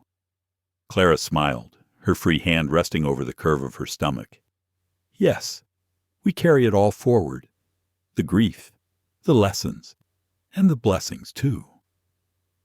Sarah slipped her small hand into her father's arm while Lila leaned against Clara, sensing more than understanding. In that moment, the four of them stood not as broken souls pieced together by circumstance, but as a family that had chosen each other. Mei Ling lifted her teacup in salute, her voice quiet but strong. "The wheel always turns, winter into spring, darkness into light, loss into renewal, to beginnings that rise out of endings." "To beginnings," Clara echoed. Her eyes met James's across the table. In his silent gaze she saw not only gratitude, but the promise of a future they would shape together. Later that afternoon, after Mei Ling had departed for Prosperity Ridge, Clara and James stood shoulder to shoulder on the porch. The sky was painted gold as the winter sun sank behind the western ridges. The yard below sparkled in its coat of snow, every fence rail etched in white. Clara turned the spoon over one last time in her hand. "I think I'll put this away," she said softly. "Not buried, not forgotten, just kept safe. So one day our child will know its story." James nodded, his blue eyes deep with understanding. He took up the slate again and wrote, "For them, a piece of where we've been, like Eliza's memory, is part of Sarah and Lila." "Yes," Clara agreed. "Our children deserve to know all of it. The pain and the healing, the fire and the renewal. It's theirs as much as ours. Proof that life grows again, even from scorched earth." James set the slate aside. He didn't need words now. His hand came to rest over the swell of her belly, the other cupping her cheek with reverence. Clara leaned into his touch, her heart full of the journey they had walked, two survivors carrying scars, but also carrying love. From the yard, the laughter of Sarah and Lila rose bright against the cold air as they finished their snow fort, their voices carrying like music. Inside, the hearth glowed warm, the cabin no longer a place of shadows and fear, but a true home. Clara looked up at James, her voice barely above a whisper. "When I first lost Daniel, I thought my story had ended, but now I know it was only a chapter. The fire took much, but it also led me here, to you, to them, to this." His eyes answered her with unwavering tenderness, and in his arms she felt not only safety, but wholeness. The day slipped into twilight. Stars pierced the darkening sky, Sharp and bright in the winter air, Clara and James lingered on the porch, listening to the girls' laughter. The world hushed beneath the snow, the fire steady within. From ashes, they had found hope. From grief, they had drawn strength. And from the wreckage of separate tragedies, they had built a single life together, hand in hand. They turned back toward the cabin, the home they would share, the hearth where stories would be told, the table where a silver spoon would one day be set beside a child who carried both past and future within them. For Clara Donnelly and James Carver, the path ahead was not without mystery, but whatever it held, they would walk it side by side, step by step, in love. And in that snowy evening on Carver Ranch, surrounded by laughter, memory, and the promise of tomorrow, they knew the truth. Their journey had begun in fire, but it would continue in faith, and it would endure in love. At its heart, this story reminds us that even after the deepest losses, life has a way of offering second chances. Clara and James both knew grief. She had lost her husband and child to a fire. He had lost his wife to violence and carried the scars of war. Alone, they might have surrendered to sorrow. But together, they chose to build something new from the broken pieces of their past. For those of us who have lived long enough to know the sting of absence, this tale whispers an important truth. Healing does not erase what was lost, but it gives us the courage to live again. Family is not only blood, it can be chosen, forged through kindness, loyalty, and shared struggle. The twins' boldness, Rebecca's quiet patience, and Clara's willingness to risk her heart all teach us the same lesson. Love is not a gift of youth alone. It is a daily choice we can still make, no matter our age or history. And sometimes, the greatest act of courage is simply opening the door when life knocks again. Thank you, dear friends, for sharing this journey with us. If Clara's courage and James's quiet strength touched your heart, please help us continue telling stories like this. Give this video a like, share it with someone who loves a good frontier tale, and subscribe to our channel so you won't miss the next chapter. Your support means the world, and together, we'll keep these stories alive.